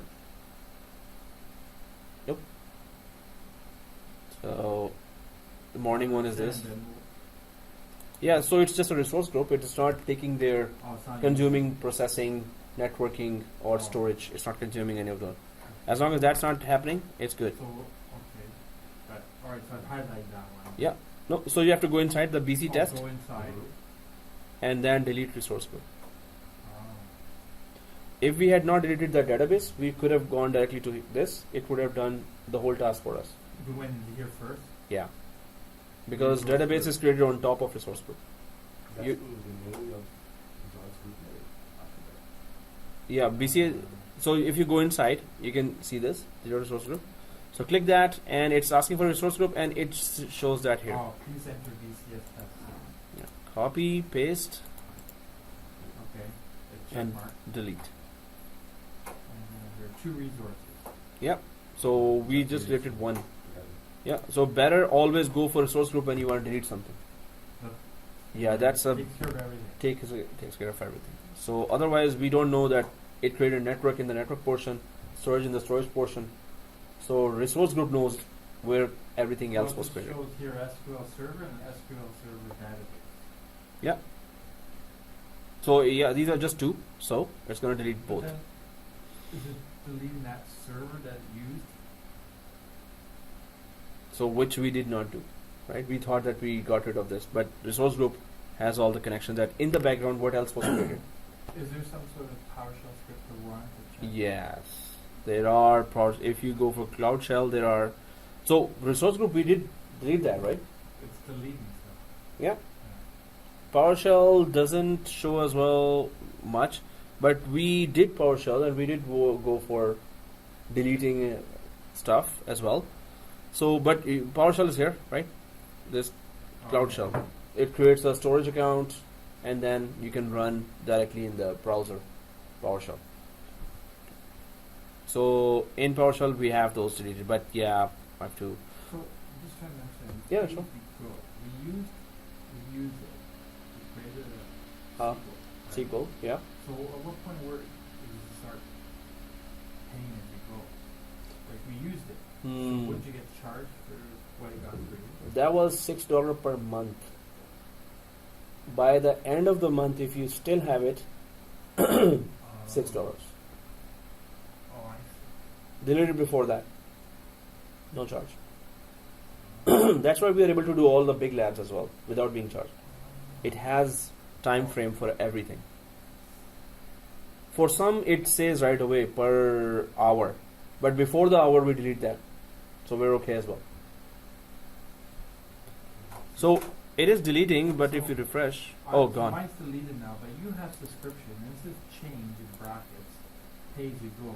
I don't see that. Oh, you don't see that? Oh wait, because you're in overview right now. Hold on, how do I? Yeah. Overview left side, Uh, subscription, wherever it says subscription. I'm in No. the resource group now. Oh, resource group, but I think it's gone for you. No, it's gone, right? So that's I have why. nothing, no resource group. Yeah, because we deleted that. So now we can just go inside here, overview, and it shows right away pay as you go. But if you don't have a resource group, of course, you cannot see that. Oh, because you do have some. Yeah. Okay. I forgot to delete them. But what's that? Okay, so it's here. Nick the SQL database deleted. That's good. So we can go back to that site, and it is created for me because it says new here. Yeah, it says new. So all we need to do is, in last 10 minutes, I'm just gonna click that record center and open that just like we open any other site collection, like this. Go ahead and click. Welcome to the record center. So this is just the record center. There's a record library on the left side, drop-off library on the left side. On the right side, you see a submit a record and add a document. So this is dedicated for handling records on large scale, right, as an archive. But what we need is a link, a URL that we need to put on records management back there in the SharePoint. So I'll go to the screenshots here and quickly show the way. So we are in that site, Record Center, and then we selected the Record Center there, and it got created. So I'm just going fast there, and this is the area that got created here. Welcome to Record Center, but we need to go to, well, we don't have to go to Records Management, document URL. So see this? On that Record Center, we have site contents. Site contents. And then here, well, we'll still see site contents from top there, but we already are there, right? In site contents, do you see this on the right side? Site settings. Once you're in the site contents, we all see that, right? Site settings. And again, it is populated, but now we're interested in just this guy. Site administration and content organizer settings, right? Content organizer settings. Once you click that, you see this content organizer. So all you need to do is go down and just grab the URL. That's all. This is the URL. Go way down until you see this submission points. Right. So be careful, from HTTPS right to the ASMX. Grab that URL. Where's? Yeah, it is. Do you see this? Content organizer? No. So are you on this page? I'm going to route from headquarters.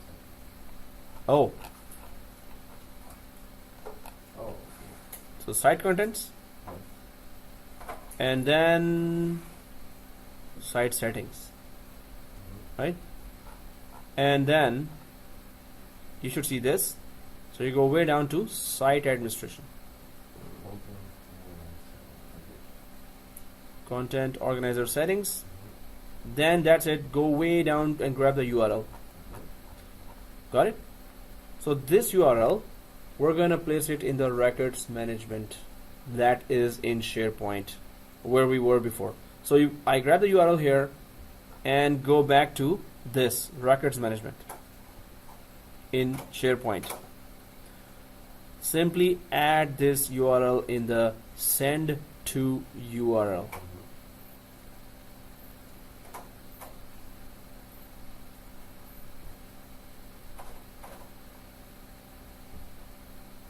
So click here to test. If you have put that, just click here to test. It works.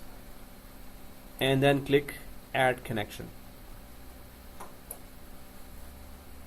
Right? Add connection. Once it is added, so it should say this. Successfully added. And it should show here in the send to connections. No. Didn't get it. What should you get? See this? So I got that when I oh did yeah, the test. press OK. After that, you just have to, yeah, it should show like this, document submission. No. No? Like what's missing? Do you see an OK button somewhere there, down there, after you have submitted that? So refresh the page, and you should be seeing that connection added. Did you click add anywhere? Hey, where's the add button? When you put that URL there, after that it doesn't show here still? Oh, good for the name document solution. Yeah, this one. Oh, yeah.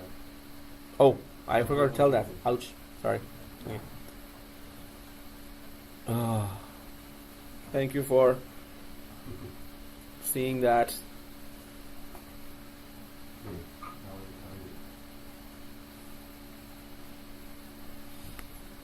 Oh man, back-to-back 2 classes are pain. Since what time? 10 o'clock. Today we came at 9 because we needed to cover more labs. So 9 to 7. No. Okay. Perfect.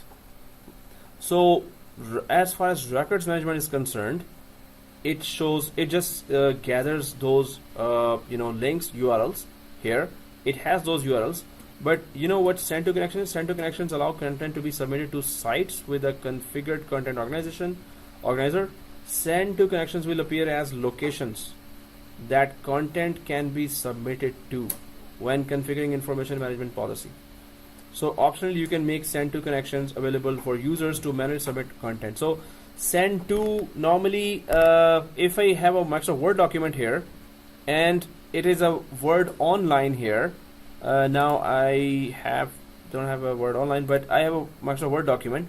Normally you see in the Microsoft Word document there are many there is always that send to option there in some area of Word document. So I'm just going for some Word document here that where I could just show that. So there is that certificate completion, candidate reference template.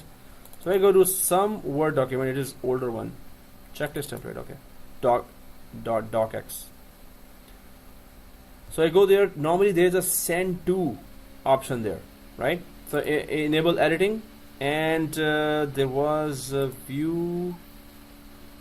Normally in these areas that you want to send to, when you click that send to, it opens the Outlook for you, right? So mailings, there's a mailing. So in that send to, this URL should also appear to send the document to that site. Wherever the send to option appears in the, so it was actually I have to really, I had that screenshot, but I didn't put it, the screenshot there in this.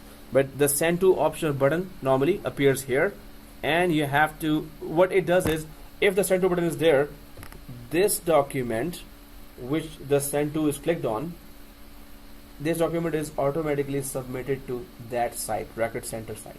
The main thing is that, right? So many applications have that send to button, insert table, insert caption. Actually, well, I kind of forgot that where it is, but the send to button, if you Google that, so we can send that, search that. I will Google and either send you, or in the last class we can just check that and we can go ahead, right? But the send to button, where's that? Mailings. Normally it is here in mailings. Maybe file. File.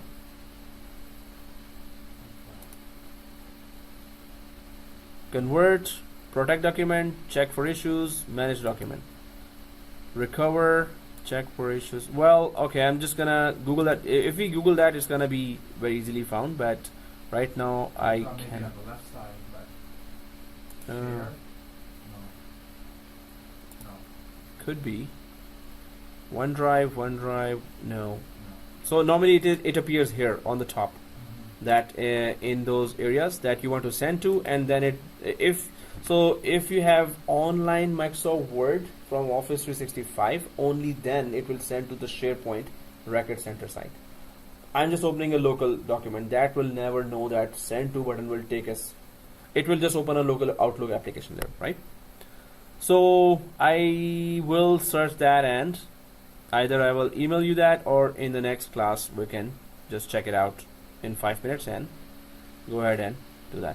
So right now, it's full 7 o'clock. Yeah. Yay! So see you next Saturday at 2:30. Okay, good. So 2:30 sharp we start, right? Cool. Mail recipient, select recipient.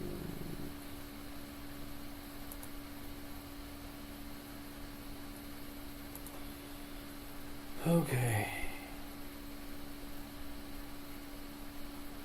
Normally it is email.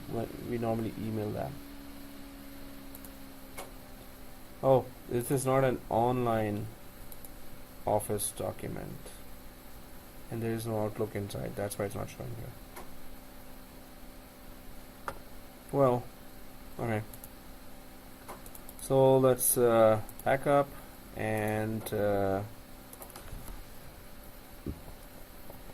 Word document send to button. Anyway, for the video, I'll just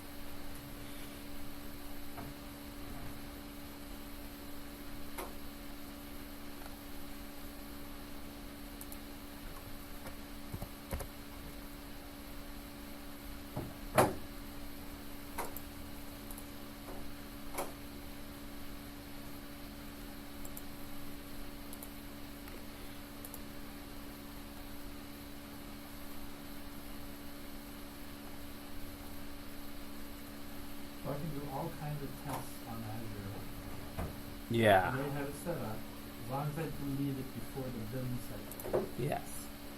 Oh, Better 2-3 hours. Enough. play with it and get rid of it. Get rid of it. That's good. Yeah. Wow. So pay as you go is very secure. You guys? All right. See you next Yeah. week. Bye. Okay. Do you have